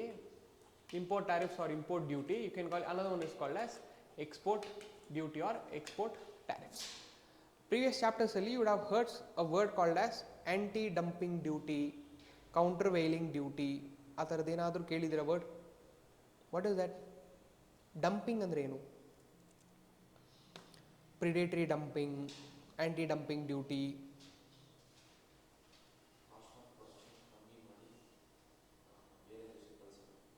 Basically very good sir. China ಅದನ್ನು ಇಂಡಿಯಾದಲ್ಲಿ ಮಾಡುತ್ತೆ ಅಂತ ನಾವು ತುಂಬ ಸತಿ ಅದನ್ನು ಕಂಪ್ಲೇಂಟ್ ಮಾಡ್ತಾ ಇರ್ತೀವಿ. ಫಾರ್ ಎಕ್ಸಾಂಪಲ್, ಚೈನಾದಲ್ಲಿ ಒಂದು ಫೋನ್ ಮ್ಯಾನುಫ್ಯಾಕ್ಚರ್ ಆಗೋದಕ್ಕೆ 8,000 rupees ತೊಗೊಳುತ್ತೆ ಅಂತ ತೊಗೊಳ್ಳಿ. To manufacture a phone in China it is costing somewhere around 8,000 rupees. But China is selling the same phone in India for 7,000 rupees. ಅದನ್ನು ರೆಡಿ ಮಾಡೋದಕ್ಕೆ ಬೇಕಾಗಿರೋದೇ 8,000 rupees, ಬಟ್ ಅದನ್ನು sell ಮಾಡ್ತಾ ಇರೋದು 7,000 rupees. By to eliminate the domestic market. Domestic market basically ಇಂಡಿಯಾದಲ್ಲಿ ಯಾರೆಲ್ಲ phone manufacturers ಇದ್ದಾರೆ ಅವ್ರನ್ನ ಕಂಪ್ಲೀಟಾಗಿ ಎಲಿಮಿನೇಟ್ ಮಾಡಬೇಕು ಅಂತ ಅವರಿಗೆ ಪ್ರೊಡಕ್ಷನ್ ಕಾಸ್ಟ್ ಎಷ್ಟಾಗಿದೆಯೋ ಅದಕ್ಕಿಂತ ಕಡಿಮೆ ಕಾಸ್ಟ್ಗೆ ಇಂಡಿಯಾದಲ್ಲಿ ಸೆಲ್ ಮಾಡೋಕ್ಕೆ ಶುರು ಮಾಡ್ತಾರೆ. ಆ ಥರ ಮಾಡಿದ್ರೆ ಇಂಡಿಯನ್ ಡೊಮೆಸ್ಟಿಕ್ ಮಾರ್ಕೆಟ್ ಮ್ಯಾನುಫ್ಯಾಕ್ಚರರ್ಸ್ ಏನಾಗಬೇಕು? ಆ ಥರ ಆಗುವಂಥ ಟ್ರೇಡ್ ಕರೆಕ್ಟಾ? That kind of trade, is it good for India? No, right? There need to be some kind of restrictions on the trade, and that kind of restrictions is this tariff barriers. In those kinds of restrictions, one of it is called as tariff barriers. One is import duty. Basically, why you put this is, take for example, ಇಂಡಿಯಾದಲ್ಲಿ ಒಂದು ಫೋನ್ನ manufacture ಮಾಡೋದಕ್ಕೆ 10,000 rupees ತೊಗೊಳ್ತಾ ಇದೆ ಅಂತ ತೊಗೊಳ್ಳಿ. ಇಂಡಿಯಾದಲ್ಲಿ to manufacture a phone it is taking 10,000 rupees. The same kind of phone to get manufactured in China, it is taking just 8,000 rupees. ಇಂಡಿಯಾದಲ್ಲಿ ಒಂದು ಫೋನ್ನ ಮ್ಯಾನುಫ್ಯಾಕ್ಚರ್ ಮಾಡೋದಕ್ಕೆ 10,000 rupees ಖರ್ಚಾಗ್ತಾ ಇದೆ. ಚೈನಾದಲ್ಲಿ ಅದೇ ಸೇಮ್ ಫೋನ್ನ ಮ್ಯಾನುಫ್ಯಾಕ್ಚರ್ ಮಾಡೋದಕ್ಕೆ 8,000 rupees ಖರ್ಚಾಗ್ತಾ ಇದೆ. ಚೈನಾ ಹೆಂಗಿದ್ರು ಇಂಡಿಯಾಗೆ ಎಕ್ಸ್ಪೋರ್ಟ್ ಮಾಡೇ ಮಾಡುತ್ತೆ. ಈಗ ಫೋನ್ ಏನಾದರೂ ಇಂಡಿಯಾಗೆ ಬಂದರೆ both are of same type. India manufacture ಮಾಡಿರೋದು ಒಂದೇ ಥರ ಫೋನೇ, ಚೈನಾ ಮ್ಯಾನುಫ್ಯಾಕ್ಚರ್ ಮಾಡಿರೋದು ಒಂದೇ ಥರ ಫೋನೇನೆ. ಇಂಡಿಯಾದಲ್ಲಿ ಮ್ಯಾನುಫ್ಯಾಕ್ಚರ್ ಮಾಡಿರೋಂಥ ಫೋನು 10,000 rupees, ಚೈನಾ ಕಳಿಸಿರೋಂಥ ಫೋನು 8,000 rupees. ಮತ್ತು ಇಂಡಿಯಾದಲ್ಲಿ ಇಂಡಿಯನ್ ಮ್ಯಾನುಫ್ಯಾಕ್ಚರರ್ಸ್ ಏನಾಗಬೇಕು? What should happen to Indian manufacturers? ಅವ್ರು ಲಾಸ್ ಹೋಗ್ತಾರಲ್ವಾ? ನೀವಾದ್ರೂ 10,000 ಫೋನ್ ತೊಗೊಳ್ತೀರಾ, 8,000 ಫೋನ್ ತೊಗೊಳ್ತೀರಾ? 8,000ಕ್ಕೆ ಹೋಗ್ತೀರಾ. It's a human thing. ಎಲ್ಲರೂ ಅದನ್ನೇ ಮಾಡಬೇಕು. ಬಿಕಾಸ್ ಇದೇ ಇದೇ ಅನ್ನೋ ಕಾರಣಕ್ಕೆ 2,000 ಎಕ್ಸ್ಟ್ರಾ ಅಂತ ಕೊಡೋಕ್ಕಾಗಲ್ಲ ಸೇಮ್ ಪ್ರಾಡಕ್ಟ್ಗೆ. So what will happen? Indian manufacturers will get affected. So what will government do? ಆ 2,000 ಡ್ಯೂಟಿ ಅಂತ ಇಂಪೋಸ್ ಮಾಡಿಬಿಡುತ್ತೆ. ಆ 2,000 ಏನಿದೆ ಎಕ್ಸ್ಟ್ರಾ ಕಡಿಮೆ ಏನು ಮಾರ್ತಾ ಇದ್ದಾರೆ, ಆ 2,000 ಡ್ಯೂಟಿ ಅಂತ ಹಾಕ್ಬಿಡುತ್ತೆ. ಚೈನಾ ನೀವೇನಾದರೂ ಆ ಫೋನ್ನ ಇಂಡಿಯಾ ಕಳಿಸಿದ್ರೆ ಅದರ ವ್ಯಾಲ್ಯೂ ಇಂಡಿಯಾದಲ್ಲಿ 10,000. ಚೈನಾದಲ್ಲಿಂದ ಬಂದಿರೋ ಫೋನು 10,000ನೇ, ಇಂಡಿಯಾದಲ್ಲಿ ಮ್ಯಾನುಫ್ಯಾಕ್ಚರ್ ಆಗಿರೋ ಫೋನು 10,000ನೇ. ಸೊ ಎರಡು ಫೋನ್ಗೂ ಈಕ್ವಲ್ ಪ್ಲೇ ಇದೆ. ಲೆಟ್ ಪೀಪಲ್ ಡಿಸೈಡ್ ಯಾವುದಕ್ಕೆ ನಾನು 10,000 ಕೊಡ್ತೀನಿ ಅಂತ. ಏನಾದರೂ ಚೈನಾ ಫೋನ್ 8,000ಗೆ ಇಂಡಿಯಾಗೆ ಬಂದರೆ ಆಫ್ಕೋರ್ಸ್ ಎಲ್ಲರೂ 8,000 ಫೋನ್ಗೆ ಹೋಗ್ತಾರೆ. ಅಲ್ಲಿ ಲೆವೆಲ್ ಪ್ಲೇಯಿಂಗ್ ಫೀಲ್ಡ್ ಎಲ್ಲಿ ಕ್ರಿಯೇಟ್ ಆದಂಗಾಗುತ್ತೆ? ಡೊಮೆಸ್ಟಿಕ್ ಮಾರ್ಕೆಟ್ ಹರ್ಟ್ ಆಗುತ್ತಲ್ವಾ? That is the reason they will impose this duty. ನಾವು imposing this duty is kind of a barrier, right? China ಜೊತೆ ಮಾಡ್ತಾ ಇರೋಂಥ ಟ್ರೇಡ್ಗೆ ಏನೋ ಒಂದು ನೀವು ರೆಸ್ಟ್ರಿಕ್ಷನ್ ಹಾಕ್ದಂಗಲ್ವಾ, ಅದಕ್ಕೋಸ್ಕರ it is called as barriers to trade. This is why you impose import duty, to make sure that whatever you are importing into India and the product that is there already in India, both are of same value, monetary terms alli. Then why do you impose export duty then? Import ಮಾಡ್ತಾ ಇರೋ item ಮೇಲೆ ನೀವು duty impose ಮಾಡ್ತಾ ಇರೋದು, basically tariff ಆಗ್ತಾ ಇರೋದು ಹೊರಗಡೆಯಿಂದ ಬರ್ತಾ ಇರೋಂಥ ವಿಚಾರ, ಹೊರಗಡೆಯಿಂದ ಬರ್ತಾ ಇರೋಂಥ ಐಟಮ್ ಮತ್ತು ಇಂಡಿಯಾದಲ್ಲಿ ಮ್ಯಾನುಫ್ಯಾಕ್ಚರ್ ಆಗಿರೋಂಥ ಐಟಮ್ ಎರಡೂ ಒಂದೇ ಪ್ರೈಸಲ್ಲಿ ಇರಬೇಕು ಅನ್ನೋ ಕಾರಣಕ್ಕೆ ಇಂಪೋರ್ಟ್ ಡ್ಯೂಟಿನ ಇಂಪೋಸ್ ಮಾಡ್ತಾ ಇದ್ದೀರಾ. ಓಕೆ, ಮತ್ತು ಎಕ್ಸ್ಪೋರ್ಟ್ ಡ್ಯೂಟಿ ಏನಕ್ಕೆ ಇಂಪೋಸ್ ಮಾಡ್ತಾ ಇದ್ದೀರಾ? ಯಾವಾಗ ಇಂಪೋಸ್ ಮಾಡ್ತೀರಾ? ಎಕ್ಸ್ಪೋರ್ಟ್ ಡ್ಯೂಟಿ ಅಂದರೆ you are exporting somewhere, like you are okay, I am an Indian, ಇಂಡಿಯಾದಿಂದ ಒಂದು ಪ್ರಾಡಕ್ಟ್ ಇದೆ, ಇಂಡಿಯನ್ ಪ್ರಾಡಕ್ಟನ್ನು ಹೊರಗಡೆಗೆ ಟ್ರಾನ್ಸ್ಫರ್ ಮಾಡೋದಕ್ಕೆ, ಎಕ್ಸ್ಪೋರ್ಟ್ ಮಾಡೋದಕ್ಕೇನೆ ಇಂಡಿಯನ್ ಗೌರ್ಮೆಂಟೇ ಅದ್ರ ಮೇಲೆ ಡ್ಯೂಟಿ ಆಗ್ತಾ ಇದೆ. ಏನಕ್ಕೆ sir? Returns. What kind of returns? Like sir, product value ಜಾಸ್ತಿ ಆದರೆ ಅಲ್ಲಿ ಜಾಸ್ತಿ ದುಡ್ಡು ಬರುತ್ತೆ ಅಂತನಾ? Or else you can tell it this way. Export ಡ್ಯೂಟಿನ ಮೇನ್ಲಿ ಏನಕ್ಕೆ ಇಂಪೋಸ್ ಮಾಡ್ತಾರೆ ಅಂದರೆ, ನಮ್ಮ ಹತ್ರನೇ ಆ ಪ್ರಾಡಕ್ಟ್ ಇಲ್ಲ, ಆ ಪ್ರಾಡಕ್ಟನ್ನು ತೊಗೊಂಡೋಗಿ ನೀವು ಫಾರಿನಲ್ಲಿ ಮಾರ್ತೀನಿ ಅಂದರೆ ನಮಗೇನಾಗಬೇಕು? ನಮ್ಮ ಹತ್ರನೇ 10 bags ಆಫ್ ರೈಸ್ ಇದೆ, ಇರೋದೇ 10 bags ಆಫ್ ರೈಸ್. ಫಾರಿನ್ ಮಾರ್ಕೆಟಲ್ಲಿ ಆ ಬ್ಯಾಗ್ಸ್ಗೆ ಡಿಮ್ಯಾಂಡ್ ಇದೆ ಅನ್ನೋ ಕಾರಣಕ್ಕೆ 10 bag ಆಫ್ ರೈಸನ್ನು ನೀವು ಫಾರಿನ್ಗೆ ಕಳಿಸಿದ್ರೆ ಇಂಡಿಯಾದಲ್ಲಿ ಇರೋರು ಏನು ತಿನ್ನಬೇಕು? ಸೊ ಏನು ಮಾಡ್ತಾರೆ, ಇಂಡಿಯನ್ ಗೂಡ್ಸ್ ಇಂಡಿಯಾದಲ್ಲೇ ಇರಬೇಕು ಅನ್ನೋ ಕಾರಣಕ್ಕೋಸ್ಕರ ಎಕ್ಸ್ಪೋರ್ಟ್ ಡ್ಯೂಟಿನ ಇಂಪೋಸ್ ಮಾಡ್ತಾರೆ. This is the way you are putting some taxes and creating some barriers to the trade. One is import tariffs or import duties, one is export tariffs or export duties. Yes, this is a kind of barrier that you are creating by putting some additional duty on it, by adding some monetary value to that. ಬರೀ ದುಡ್ಡಾಕೆ ಬ್ಯಾರಿಯರ್ನ create ಮಾಡ್ತೀವಾ? ದುಡ್ಡು ಇಲ್ದಿರೋನು ಕೆಲವೊಂದು ಬ್ಯಾರಿಯರ್ಸ್ನ create ಮಾಡ್ತೀವಿ. How it happens is like, ಈಗ ನೀವು USA ಇಂದ ಅಥವಾ ಚೈನಾದಿಂದ ಏನೇ import ಮಾಡ್ತಾ ಇದ್ದೀವಿ ಅಂದ್ರೂ ಎಲ್ಲದಕ್ಕೂ ಬ್ಯಾರಿಯರ್ಸ್ ಇದೆ ಅಂದರೆ, how will India and China have a good economic relationship?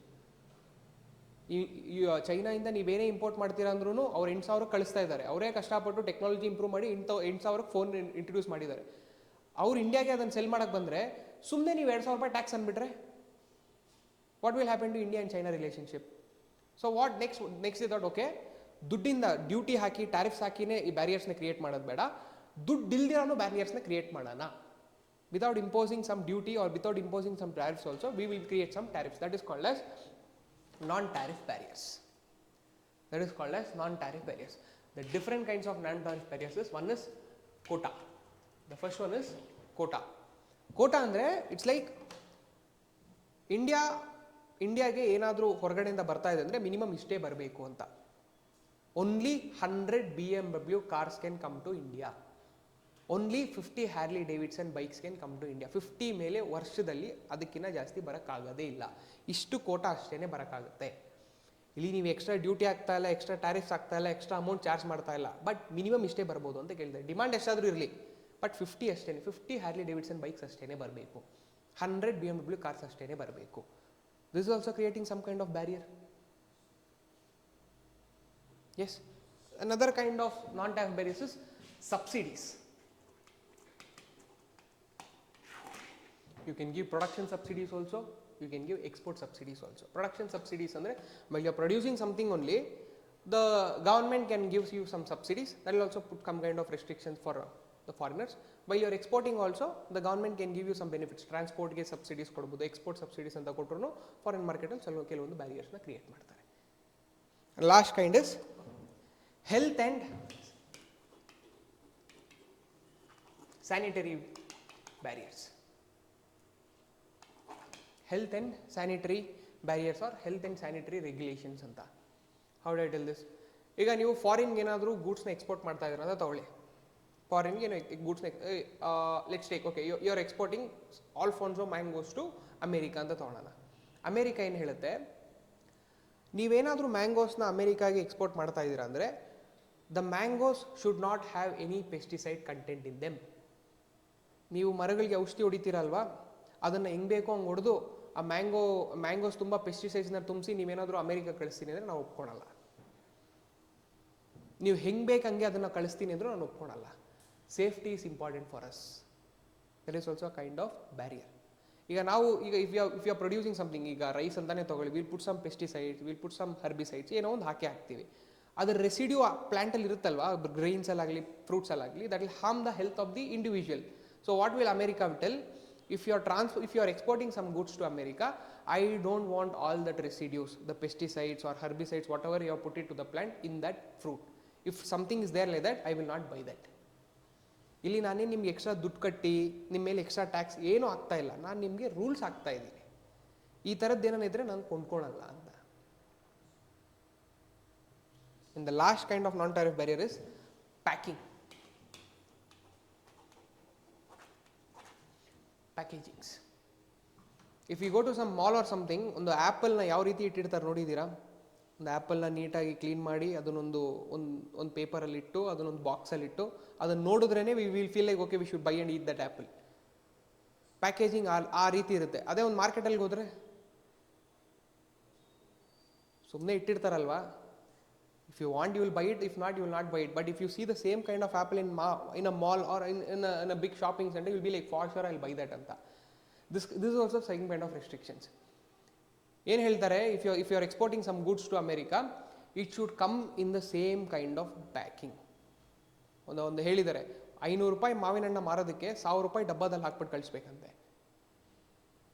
The price of the mango itself is 500, but for the packing it is taking ₹1000.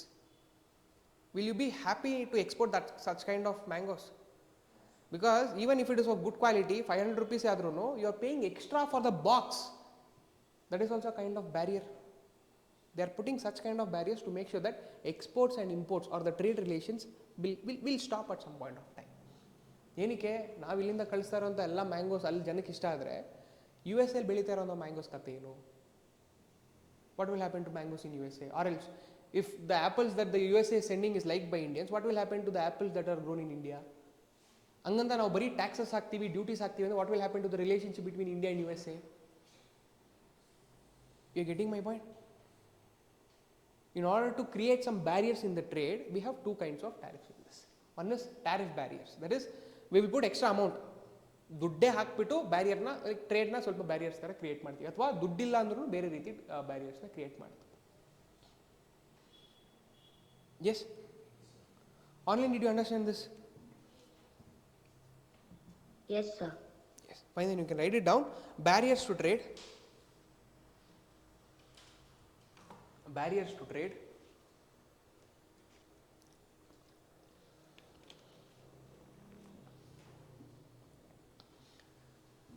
They are policy instruments. They are policy instrument to obstruct the trade. They are policy instruments to obstruct the trade. They are policy instrument to obstruct the trade. There are two kinds of barriers: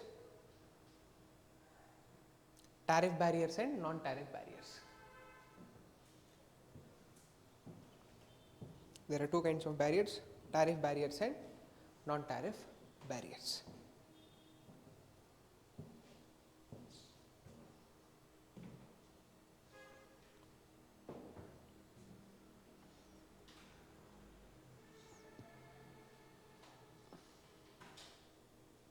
First, tariff barriers. Tariff barriers, they are duty imposed on import and export of goods. They are duty imposed on import and export of goods. They are duty imposed on import and export of goods. Example like import tariffs and export tariffs. Example, import tariffs and export tariffs.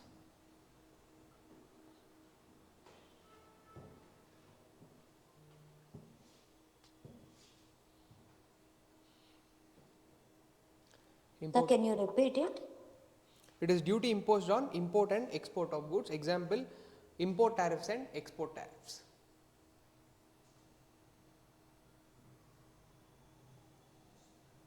Yes. Next, non-tariff barriers. Non-tariff barriers, they are obstructions. Non-tariff barriers, they are obstructions. They are obstructions through administrative measures, and not through tariffs. They are obstructions through administrative measures and not through tariffs.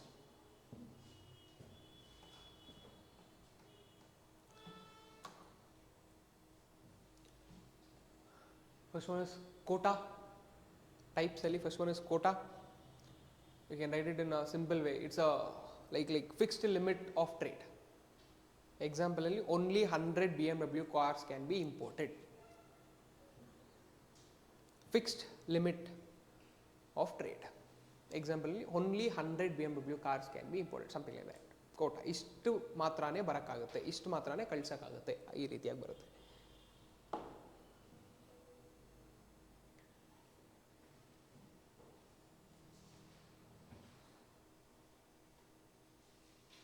The second type is subsidies. In subsidies, you can know there are two types: production subsidies and export subsidies. Production subsidies and export subsidies.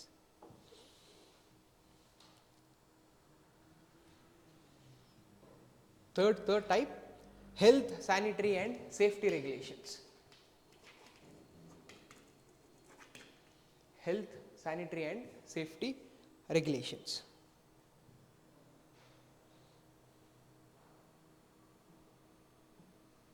Bekandre example you can write down reducing trade because of you can write it like this: reducing the trade based on residue or pesticides in the goods. Reducing trade based on residue of pesticides in the goods. Reducing trade based on the residue of pesticides in the goods. The last type of non-tariff barriers, packaging requirements.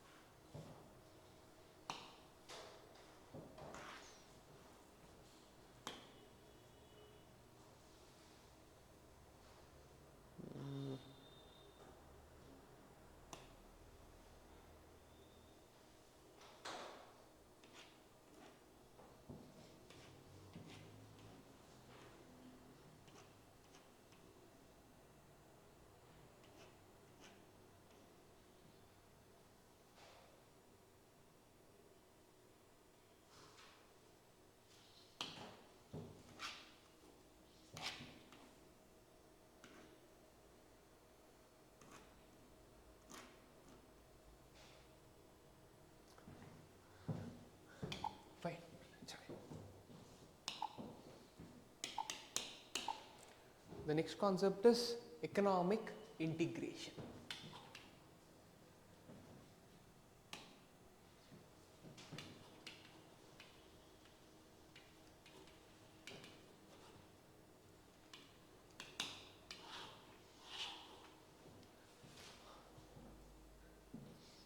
Economic integration. Now, what is this economic integration? How good two nations can build their economic relationships anta. How good can two nations build a cooperation or a relationship in economic terms, in economical matters? There are 5 steps how this relationship can become stronger. ಇದು ಹೇಗೆ ಅಂದರೆ ಇಬ್ಬರು friends ಯಾರು two unknown persons first they will get introduced to the somehow they'll get introduced to one another, then they'll become friends, then they'll become close friends, then they'll become best friends, then relatives ಆಗ್ಬಿಡ್ತಾರೆ ಅಂತಾರಲ್ವಾ. ಆ relationship ಹೇಗೆ strong ಆಗ್ತಾ ಹೋಗುತ್ತೆ is known as economic integration. How the relationship between two Nations build stronger. How it can build stronger? How can the relationship between two nations build strong? Sorry sir? Very good. That is the second step. First one ಬೇರೆ ಇದೆ, free trade. ನಾನು ಮತ್ತು ಪಾಕಿಸ್ತಾನ ಅಂತ ತಗೊಳ್ಳಿ, we both are YONO. ನಾಳೆ ಪಾಕಿಸ್ತಾನಿಂದ ಏನೇ goods ಇಂಡಿಯಾಗೆ ಬರಬೇಕಂದ್ರೂ ಯಾವುದೇ ರೀತಿ ಟ್ಯಾಕ್ಸ್ ಇಲ್ಲ ಅಂದರೆ, ಅಥವಾ ಇಂಡಿಯಾಯಿಂದ ಯಾವುದೇ ಗೂಡ್ ಪಾಕಿಸ್ತಾನ್ಗೆ ಹೋಗ್ಬೇಕಂದ್ರೂ ಯಾವುದೇ ಟ್ಯಾಕ್ಸ್ ಇಲ್ಲ ಅಂದರೆ, what will happen to the relationship between the two nations? It will grow good, right? It is like relationship it is becoming stronger. That is one way. ಬೇರೆ ಯಾವ ರೀತಿಯಲ್ಲಿ ಬಿಲ್ಡ್ ಮಾಡ್ಬೋದು? Sorry? Treaties. What treaties, sir?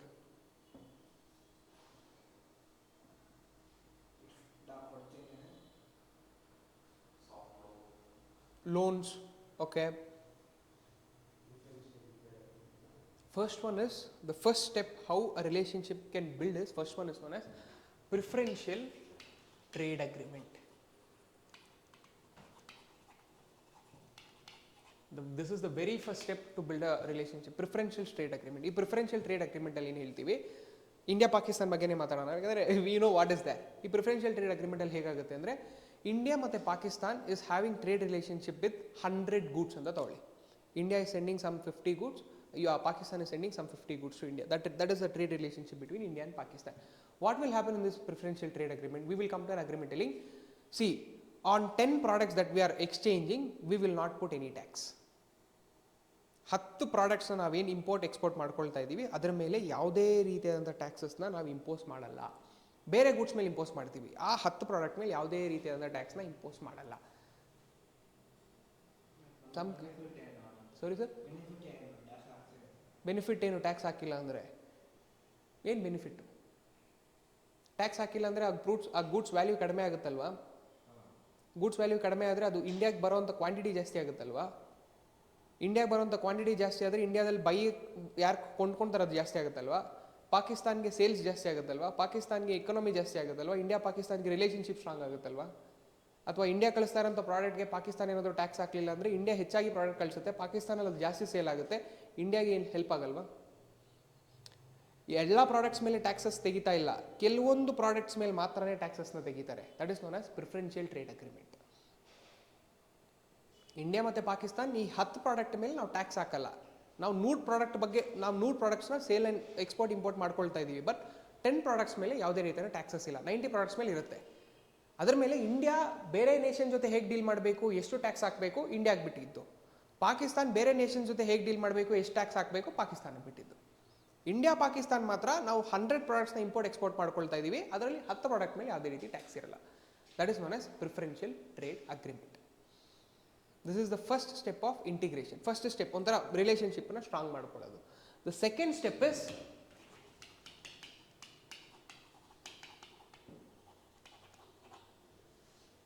Free trade agreement. The second step how you build a stronger relationship is free trade agreement. India ಪಾಕಿಸ್ತಾನಿಗೆ 100 ಗೂಡ್ಸ್ನ trade ಮಾಡ್ತಾ ಇದ್ದೀವಲ್ವಾ, almost 99 ಗೂಡ್ಸ್ಗೆ tax ಬೇಡ. ಕೆಲವೊಂದು product which we call it a sensitive products like defence goods ಆಗಿರ್ಬೋದು, ಅದೆಲ್ಲ ನಾವು ಮಾಡಲ್ಲ, ಬಟ್ ಸ್ಟಿಲ್ ನಮ್ಗೆ ಈಸಿಲಿ ಹೆಲ್ಪ್ ಆಗುತ್ತೆ ಅಂತ ಅಷ್ಟೇ. ಕೆಲವೊಂದು products 1 or 2 products sensitive products ಮೇಲೆ ಮಾತ್ರ ಟ್ಯಾಕ್ಸ್ ಹಾಕ್ಕೊಳ್ಳೋಣ, ಬೇರೆ ಎಲ್ಲ ಪ್ರಾಡಕ್ಟ್ಸ್ ಮೇಲೆ ಟ್ಯಾಕ್ಸ್ ಬೇಡ. ಯು ಎಸ್ ಎಯಿಂದ ಬರುವಂಥ ಮೋಸ್ಟ್ ಆಫ್ ದ ಪ್ರಾಡಕ್ಟ್ಸ್ ಮೇಲೆ ಟ್ಯಾಕ್ಸ್ ಇಲ್ಲ, ಫ್ರೀ ಟ್ರೇಡ್, ಟ್ಯಾಕ್ಸಸ್ಸೇ ಇಲ್ಲ. This is the second step of increasing economic relationship. Yes, you understood preferential trade agreement and free trade agreements. You write this too, we will go for other three. Economic integration. It is cooperation between countries in trade. It is cooperation between countries in trade and other economic fronts. It is cooperation between countries in trade and other economic fronts like investments and monetary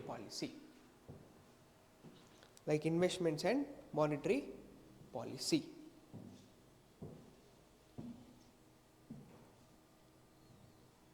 The first step of integration or bringing in economic integration is preferential trade agreement.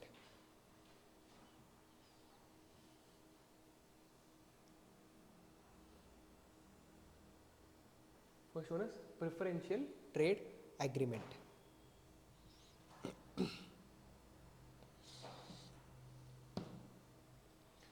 It is the first level. It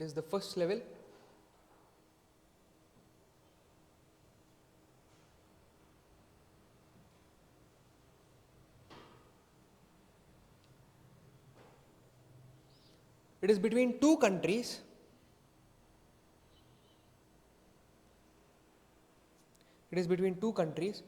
Who reduce the level of tariffs imposed on some goods, not all goods, imposed on some goods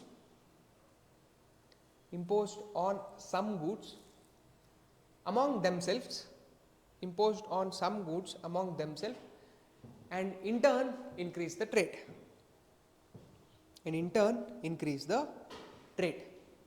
ಈಗ 100 ಗೂಡ್ಸ್ನ trade ಮಾಡ್ತಾ ಇದ್ದೀವಿ ಅಂದರೆ ಎಲ್ಲ goods ಮೇಲೂ taxes ತೆಗೆಯಲ್ಲ, ಕೆಲವೊಂದು goods ಮೇಲೆ ಮಾತ್ರ ಟ್ಯಾಕ್ಸಸ್ನ ತೆಗೆಯೋದು. ನೆಕ್ಸ್ಟ್ ಪಾಯಿಂಟ್ ಅಂಡರ್ ದಟ್ ಇಲ್ಲಿ, the parties maintain their own tariff level with the third party. India ಪಾಕಿಸ್ತಾನ್ಗೆ ಈ 10 ಪ್ರಾಡಕ್ಟ್ಸ್ ಮೇಲೆ ಟ್ಯಾಕ್ಸಸ್ ಕಡಿಮೆ ಇದೆ ಅಂದರೆ ಇಂಡಿಯಾ ಮತ್ತು ಬಾಂಗ್ಲಾದೇಶ್ಗೂ ಆ ಪ್ರಾಡಕ್ಟ್ಸ್ ಮೇಲೆ ಟ್ಯಾಕ್ಸಸ್ ಕಡಿಮೆ ಮಾಡ್ತೀವಿ ಅಂತ ಅಲ್ಲ. ಇಂಡಿಯಾ ಪಾಕಿಸ್ತಾನಿಗೆ ಮಾತ್ರನೇ 10 ಪ್ರಾಡಕ್ಟ್ಸ್ ಮೇಲೆ ಟ್ಯಾರಿಫ್ಸ್ ಇಲ್ಲ. ಬೇರೆ ಇದ್ರ ಜೊತೆ ಟ್ಯಾರಿಫ್ಸ್ ಬೇಕೋ ಬೇಡೋ ಅದನ್ನು ನಾವು ಡಿಸೈಡ್ ಮಾಡ್ಕೊಳ್ತೀವಿ. The parties maintain their own tariff level with third parties.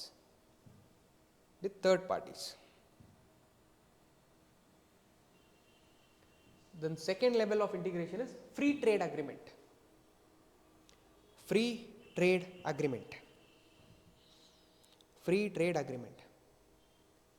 ಅಂದರೆ abolishing taxes on almost all goods. It's like, abolish tariffs on almost all goods and services.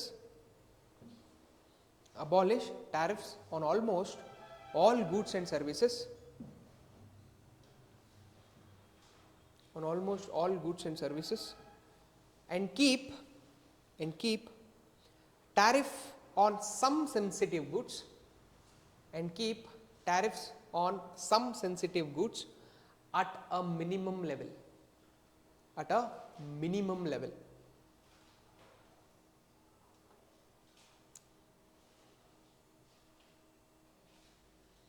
This is the second level of building economic integration. And the third level is customs union. What do you think will happen in this customs union? ಈ preferential ಟ್ರೇಡಲ್ಲಿ ಕೆಲವೊಂದು goods ಮೇಲೆ taxes ಇಲ್ಲ, free ಟ್ರೇಡಲ್ಲಿ almost ಎಲ್ಲ goods ಮೇಲೆ taxes ಇಲ್ಲ. Customs ಯೂನಿಯನಲ್ಲಿ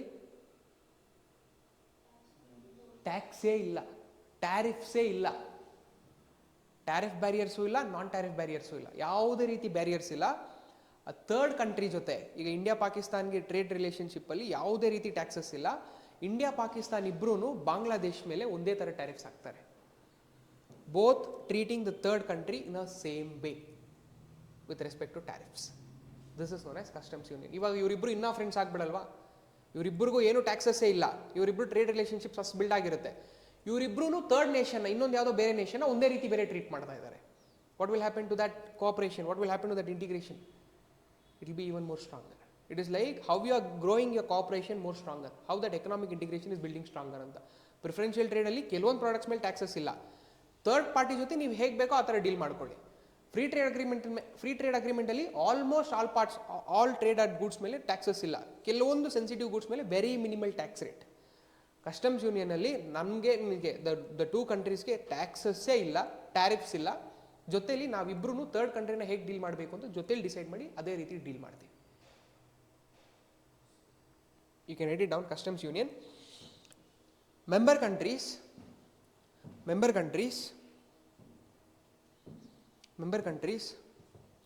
abolish barriers to trade among them as a whole. Member countries abolish barriers to trade among them as a whole. Member countries abolish barriers to trade among them as a whole and maintain a common tariff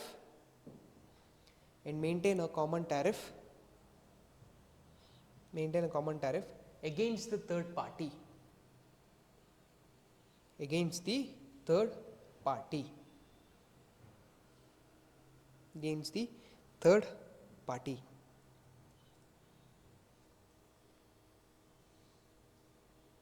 Now the relationship will build even more stronger. ಇನ್ನು ಇದಕ್ಕಿಂತ ಜಾಸ್ತಿ strong build ಮಾಡಬೇಕು ಅಂದರೆ the fourth economic integration is free movement. That is called as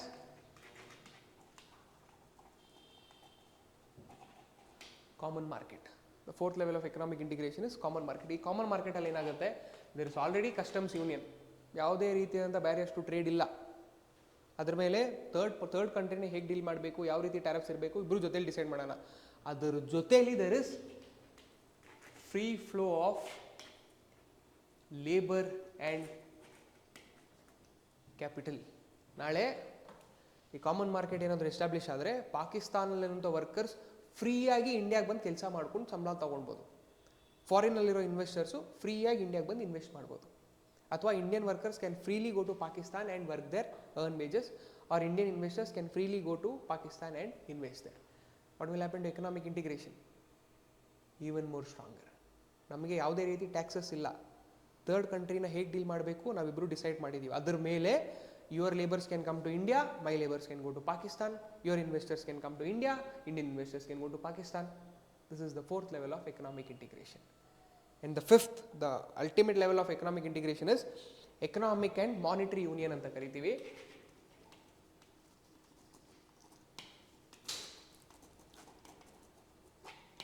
Economic and monetary union. Here it has common market plus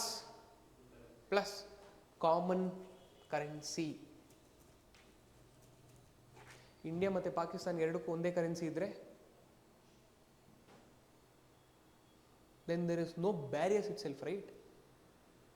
This is the last level of economic integration. You are seeing how the friendship will grow stronger. First, preferential trade agreement alli on few goods no taxes. On free trade agreement almost on all goods no taxes. Customs union alli on all goods no taxes, plus with third countries how we should impose taxes we will decide together. Customs union alli no taxes, commonly we will treat the third country. In common market customs union taxes illa, third country na hege deal ಮಾಡಬೇಕು ಜೊತೆಲಿ decide ಮಾಡೋಣ, plus free movement of labor and capital. And last, economic and monetary union alli you have common market already established, plus both the countries are using the same currency. This is how the economic relationship between two countries can grow more stronger. ಯಾವುದಾದ್ರೂ nation ಜೊತೆ ನಮ್ಗೆ ಇದೆಲ್ಲ ಇದೆ ಅನ್ಸುತ್ತಾ ನಿಮಗೆ? ಪಾಕಿಸ್ತಾನ ಜೊತೆ ಅವರು ರುಪೀನಿ, ನಾವು ರುಪೀನಿನ? No sir, it is different. Pakistan ಜೊತೆ ನಮಗೆ ಮೋಸ್ಟ್ ಆಫ್ ದ ಗೂಡ್ಸಲ್ಲಿ ಫ್ರೀ ಟ್ರೇಡ್ ಅಗ್ರಿಮೆಂಟೇ ಇಲ್ಲ. ನಾವಿನ್ನೂ ಅಷ್ಟು ಕ್ಲೋಸೇ ಆಗಿಲ್ಲ ಅವ್ರಿಗೆ. ನಾವಿನ್ನೂ ಪ್ರಿಫರೆನ್ಷಿಯಲ್ ಟ್ರೇಡ್ ಅಗ್ರಿಮೆಂಟಲ್ಲಿ ಇದ್ದೀವಿ ಅವ್ರ ಜೊತೆ ಜಾಸ್ತಿ. ಅವ್ರು ರುಪೀಸ್ನ ಅವ್ರು ಅಕ್ಸೆಪ್ಟ್ ಮಾಡ್ತಾರೆ, ಬಟ್ ಅವ್ರ ಕರೆನ್ಸಿ ಬೇರೆ ಇದೆ. European Union, you can call that all the countries in European Union, they almost accept similar currencies. ಈಗ ಈ ಕಾಮನ್ ಮಾರ್ಕೆಟ್ ಅಂತ ತಗೊಂಡ್ರೆ how many Nepali workers we see in India? ಫ್ರೀಯಾಗಿ ಬರ್ತಾರಲ್ವಾ? ಅವ್ರಿಗೆ ರೆಸ್ಟ್ರಿಕ್ಷನ್ಸ್ ಇದೆಯಾ? That is like if we are close with that country we can have this economic integrations ಅಂತ ಅಷ್ಟೇ. Yes, you can write this down. customs union you wrote, right? Then common market, fourth common market, customs union plus free flow of labor and capital is allowed. Customs union plus free flow of labor and capital is allowed. Customs union plus free flow of labor and capital is allowed. And the fifth level of economic integration is economic and monetary union. Economic and monetary union. Economic and monetary union. An explanation for that you can write down. It is common market plus common market plus common monetary and fiscal policy plus common monetary and fiscal policy plus common currency. Make sure underline that common currency. And in that common market, free flow of labor and capital underline. This is important. There are times they have asked this question. Prelims allu kelidare, mains allu kelidare, which is the ultimate level of economic integration or the chronological order for economic integration. What happens in free trade agreement? What is this customs union? What is this common market? Kelidare tumba sati. This is an easy topic. It's good you remember it also. Yes? Any doubts on this? This important ide adakoskara. Any doubts? Online any doubts in this economic integration? No, sir. Fine. The last topic for today, economy last topic, monetary stock measures or monetary aggregators anta. Yes. Last point, okay. Common market plus common monetary and fiscal policy plus common currency. Common currency.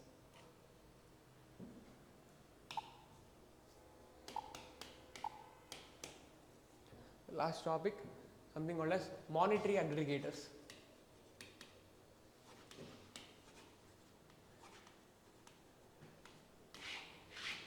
Monetary aggregators. You are referring to any standard books? Economic? No? Shankar Ganesh? ಹೇಳಿದಾರಲ್ವಾ ಆ ಬುಕ್ಕನ್ನು it's good you refer that book. That's a basic easily understandable book. You should refer that. ಈ monetary aggregators ಕಂಪ್ಲೀಟಾಗಿ ಒಂದು chapter ಇದೆ ಇದರಲ್ಲಿ. We will not get into the details. ಕೆಲವೊಂದು ಸತಿ ಎಕ್ಸಾಮಲ್ಲಿ M1, M2, M3, M4 ಅಂದರೆ ಏನು ಅಂತ ಕೇಳಿದ್ದಾರೆ. ಬಟ್ ಅದು ಇನ್ ಡೀಟೇಲಾಗಿ ಕೇಳಲ್ಲ. That is too much of complicated. We will restrict our self to what is MO, M1, M2, M3, M4 ಈ ಥರ 4-5 ಪಾಯಿಂಟ್ಸ್ ಇದೆ. Will just try to remember that. That's more than enough. Don't get into details in this chapter. Details enter ಆದರೆ ತುಂಬ complicate ಆಗುತ್ತೆ. Don't get into there. ಇದ್ರ ಮೇಲೆ ಏನಾರ questions ಬಂದರೆ which are all included in M1, which is included in M2, which is included in M3 ಇಷ್ಟೇ ಕೇಳ್ತಾರೆ. ಅಷ್ಟಕ್ಕೇ ಓದ್ಕೊಳಕ್ಕೆ ಪ್ರಿಪೇರ್ ಆಗೋಣ. I'll just dictate it, you can write it down in that same way. Monetary aggregators, first one, MO.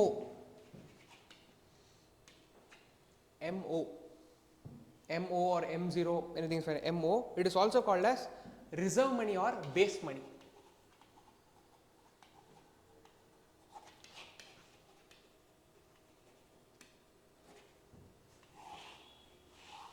It is also called as reserve money or base money. ಏನೆಲ್ಲ ಇರುತ್ತೆ MO ಅಲ್ಲಿ ಅಂದರೆ what all is included in MO? You can write down currency in circulation,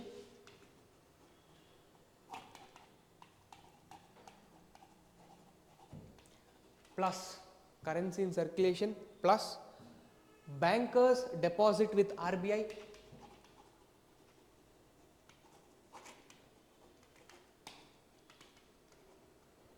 bankers deposit with RBI plus other deposits with RBI.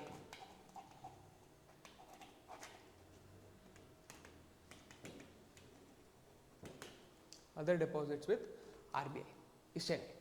MO ಅನ್ನೋ ಪದದಲ್ಲಿ MO reserve money, base money, what all is included in this reserve money ಅಂದರೆ currency in circulation. ನಾವು I have some money, you have some money, economy has some money, all that is included in MO. Bankers deposit with RBI, which all like your CRR, SLR ನೀವೆಲ್ಲ ಏನು ದುಡ್ಡು ಇಟ್ಟಿದ್ದೀರಾ RBI ಜೊತೆ ಇರೋ ದುಡ್ಡು MO ಬರುತ್ತೆ. Other deposits with RBI, NRI deposits, ಬೇರೆ ಯಾರಾದರೂ RBI ಜೊತೆ ಏನೆಲ್ಲ ಡೆಪಾಸಿಟ್ಸ್ ಇಟ್ಟಿರ್ತಾರೆ, all that also is include in this MO. ಅಷ್ಟೇ. Next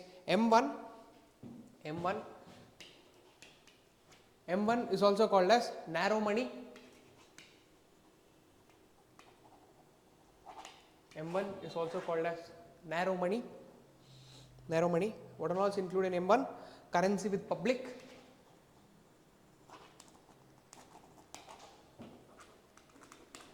currency with the public plus demand deposit with the banking system.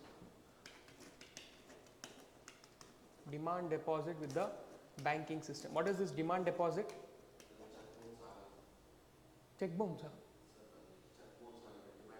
No, demand deposit is like your saving banks account sir. ನೀವು ದುಡ್ಡು ಕೇಳಿದಾಗ demand ಮಾಡಿದಾಗ ಅವ್ರು ವಾಪಸ್ ಕೊಡ್ಬೇಕು ನಿಮ್ಗೆ ದುಡ್ಡು ಅಷ್ಟೇನೆ. ಅದು ಡಿ ಡಿ ನೀವು ಬರೆಯೋದು ಅದು ಯಾರಿಗಾದ್ರೂ ಅದು ಚೆಕ್ ಬೌನ್ಸ್ ಅಂತ ಅಲ್ಲ. ಡಿ ಡಿ ಕೊಡೋದು ಅಂದರೆ it's like you are paying someone but that is through a different ನಿಮ್ಮ ಅಕೌಂಟಿಂದಾನೇ ಬೇರೆಯವ್ರಿಗೆ ದುಡ್ಡು ಹೋಗುತ್ತೆ ಬಟ್ ಡಿ ಡಿ ಮೂಲಕ ಕೊಡ್ತೀರಾ ಅದನ್ನು ಅಷ್ಟೇನೆ. ಅದು ಅದು cheque bounce is completely different. Cheque bounce is like ನಿಮ್ಮ ಹತ್ರ ದುಡ್ಡೇ ಇಲ್ಲ ಬಟ್ ನಿಮ್ಮ ಅಕೌಂಟಲ್ಲಿ ದುಡ್ಡಿಲ್ಲ, ನೀವು ಯಾರಿಗೋ ಚೆಕ್ ಕೊಟ್ಬಿಟ್ಟಿದ್ದೀರಾ ನಿಮ್ಮ ಅಕೌಂಟಲ್ಲಿ. ಡಿ ಡಿಲಿ ಯೂಶಲಿ ಆ ಥರದ್ದೆಲ್ಲ ಬರಲ್ಲ ಸರ್. ಡಿ ಡಿಲಿ ಆದ್ರೂ ಬಟ್ ಅದು ಚೆಕ್ ಬೌನ್ಸ್ ಕೇಸ್ ಕೆಳಗಡೆ ಬರಲ್ಲ.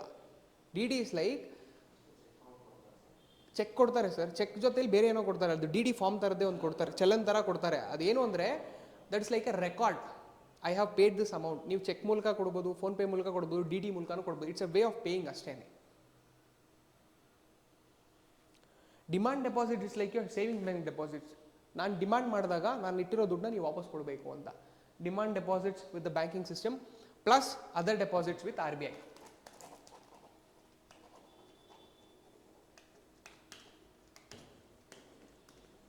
Plus other deposits with RBI.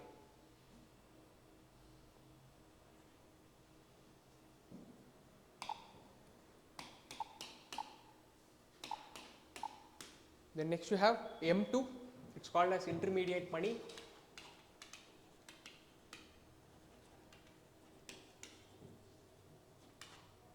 It includes M2. It includes M1 plus, which all is there in M1. ಅದೆಲ್ಲನೂ ಸೇರಿ M1 plus post office saving deposits.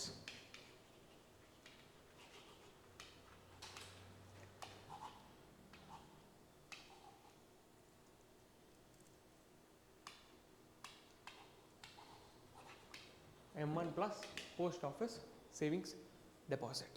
Then you have M3, also called as broad money.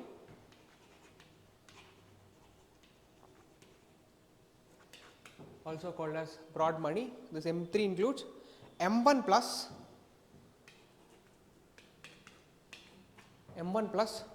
time deposits of the public with the bank. Time deposits of the public with the bank. What is this time deposits?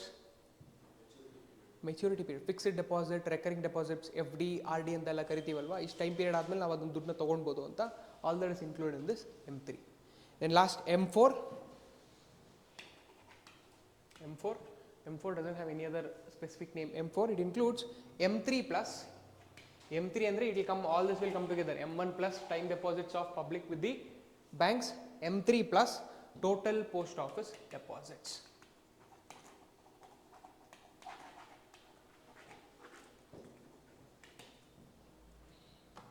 Total post office deposits ಅಷ್ಟೇ. ಕ್ವಶನಲ್ಲಿ ಏನಾದರೂ ಬಂದರೆ which are the elements are the which are the things included in the M3 ಅಂತ ಕೇಳ್ಬೋದು. Then you should know that M1 is included plus time deposits it's included. Which are the elements included in M4 ಅಂತ ಕೇಳ್ಬೋದು. Then you should know M3, M1 time deposits plus total post office deposits. Or else they can ask what is there in M2. It's there M1 ಅಲ್ಲಿ ಮತ್ತೆ currency with the public, demand deposits with R B I 3 ಬರುತ್ತೆ, plus post office saving deposits. Then what is there in M1? Currency with the public, DD, demand deposits with the bank and other deposits with RBI. What is MO? Completely with majorly by RBI jote. Currency in circulation, bankers deposits with RBI and total other deposits with the RBI. That's it. Book alli M1 M2 ge tumba details ide. Don't get into the details. You restrict yourself to here. Try remembering this. This is more than enough. ಈ ಚಾಪ್ಟರ್ನ ನೀವೇನಾದರೂ in detail ಹೋದರೆ this is more of like economy PhD ಯಾರು ಮಾಡ್ತಾರಲ್ವ ಅದಕ್ಕೆ ತುಂಬ help ಆಗ್ತಾ ಹೋಗುತ್ತೆ. ಕಾಂಪಿಟೇಟಿವ್ ಎಕ್ಸಾಮ್ಸಲ್ಲಿ it's not that important. If you spend so much on this topic you will not get so much. Exam ಪರ್ಸ್ಪೆಕ್ಟಿವಲ್ಲಿ that this is not much beneficial. Restrict here sir, ಇಷ್ಟಕ್ಕೆ restrict ಮಾಡ್ಕೊಳ್ಳಿ ನಿಮ್ಮನ್ನು. Yes that's it. Any doubts for today's class? Online, any doubts?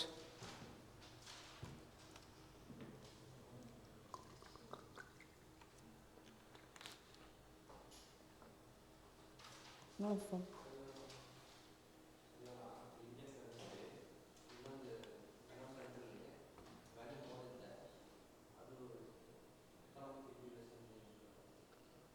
Value more ಇದ್ದರೆ ಅಂತನಾ? Value ಏನಾದರೂ Indian ಕರೆನ್ಸಿಗೆ ಅಲ್ಲಿ value ಜಾಸ್ತಿ ಇದ್ದರೆ ನಾವು ಇಂಪೋರ್ಟ್ ಮಾಡ್ಕೊಳೋದು ಸುಲಭ ಆಗುತ್ತೆ ಹೊರತು ಎಕನಾಮಿಕ್ ಇಂಟಿಗ್ರೇಷನಲ್ಲಿ ಸ್ವಲ್ಪ ಕಷ್ಟ ಆಗುತ್ತೆ.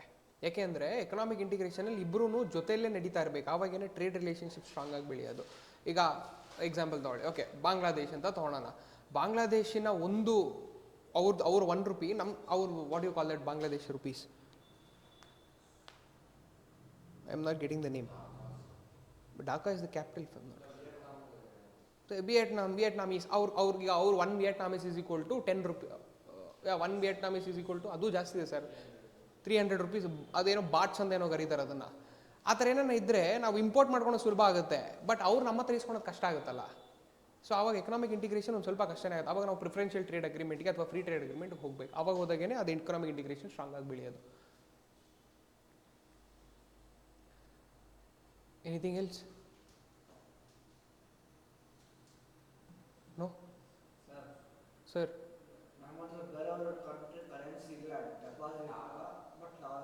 Dhaka na? Dhaka. Dhaka. TA. TAK. Thank you. Bangladeshi Dhaka. I didn't know that. Okay. Sir, ನೀವೇನೋ ಹೇಳ್ತಾ ಇದ್ರಿ. ನಾವು ಬೇರೆ ಕಂಟ್ರಿ ಟ್ರೇಡ್ ಮಾಡಬೇಕು, ಬಟ್ ಅದರ ಕರೆನ್ಸಿ ಇಲ್ಲ. ಯಾವುದಿಲ್ಲ, ಅವ್ರ ಕರೆನ್ಸಿ ನಮ್ಮ ಹತ್ರ ಇಲ್ಲ. ಓಕೆ.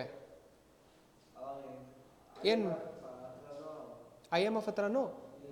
IMF ಹತ್ರ ಇಲ್ಲ ಅನ್ನೋ ಪೊಸಿಷನ್ನೇ ಬರಲ್ಲ. IMF ಹತ್ರ ದುಡ್ಡು ಏನಿದೆ ಅದು IMF ಎತ್ತಿಟ್ಟಿರೋ ದುಡ್ಡಲ್ಲ, ಎಲ್ಲ ಕಂಟ್ರೀಸು ಹೋಗ್ಬಿಟ್ಟು ಎತ್ತಿಟ್ಟಿರೋ ದುಡ್ಡು. IMF ಹತ್ರ, RBI ಹತ್ರ ಯಾರು ಹೋಗ್ಬೇಕು ಅಂತನಾ? RBI ಹತ್ರ ಇಲ್ಲ ಇವಾಗ ಆ ಕಂಟ್ರಿ ಕರೆನ್ಸಿ. ಒಂದು ಕನ್ವರ್ಟಬಿಲಿಟಿ ಮಾಡ್ಬೋದು, ಇಲ್ಲ ನೀವು ಗೋಲ್ಡ್ ಮೂಲಕನೂ ಕೊಡ್ಬೋದು, ಇಲ್ಲ ಅಂದರೆ ನಾವು IMF ಹತ್ರಕ್ಕೂ ಹೋಗ್ಬೋದು. ರಿಸರ್ವ್ಸಲ್ಲಿ ಎತ್ತಿಟ್ಟಿದ್ದೀವಲ್ವಾ, ದುಡ್ಡಿಲ್ಲ, ಫಸ್ಟು ಅವ್ರ ಕರೆನ್ಸಿಲೇ ಎತ್ತಿಟ್ಟಿರ್ತೀವಿ, ಇದ್ದರೆ ಅದನ್ನೇ ಕೊಟ್ಬಿಡ್ತೀವಿ. ಅದಿಲ್ಲ ಅಂದರೆ ಗೋಲ್ಡಲ್ಲಿ ಕೊಡ್ಬೋದು, ಅದೂ ಇಲ್ಲ ಅಂದರೆ IMF SDR ಆದರೂ ಕೊಡ್ಬೋದು, ರಿಸರ್ವ್ ಟ್ರಾಂಚೆ ಆದರೂ ತೊಗೊಳ್ಬೋದು.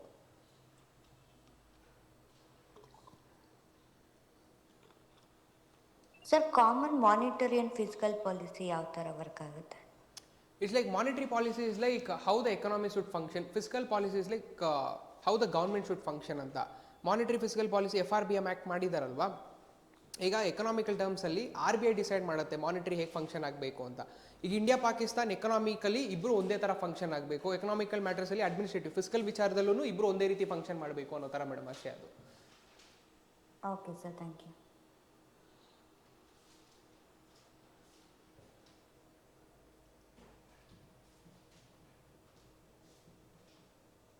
Anything else? No? Online anything else? ಬೇರೆ ಏನಾದರೂ? No sir. Fine. Economy complete ಆಗಿದೆ. I guess from Monday another class will start evening ಬ್ಯಾಚಲ್ಲಿ. ಏನಾದರೂ ಹೇಳಿದಾರಾ ಮಂಡೇಯಿಂದ ಏನು ಸ್ಟಾರ್ಟ್ ಆಗುತ್ತೆ ಅಂತ ಏನಾದರೂ? As per my knowledge your modern Indian history classes will resume. ಎಲ್ಲಿವರೆಗೂ ಮಾಡಿದ್ದಾರೆ? 1857 ಕಂಪ್ಲೀಟ್ ಮಾಡಿದ್ದಾರಾ? 1850 ಗಾಂಧೀಜಿ ಬಂದ್ಬಿಟ್ಟಿದ್ದಾರಾ? ಇನ್ನೂ ಬಂದಿಲ್ಲ. INC ಫಾರ್ಮ್ ಆಗಿದೆಯಾ? ಇಂಡಿಯನ್ ನ್ಯಾಷನಲ್ ಕಾಂಗ್ರೆಸ್ 1885 ಇನ್ನೂ INC ಫಾರ್ಮ್ ಆಗಿಲ್ಲ. INC ವರೆಗೂ ಫಾರ್ಮ್ ಮಾಡಿದ್ದಾರೆ. From Monday I will only continue the modern history classes. 1857 ವರೆಗೂ will have quick revision. Please revise and come. Will see whatever it's there. 1857 ಆದಮೇಲೆ INC ಇಂದ will start again. INC again we will see 1885 how they formed, who formed, what it is. It's an interesting story. We will continue with that. Yes? Fine then. Thank you. Thank you, sir. Yes, thank you, madam.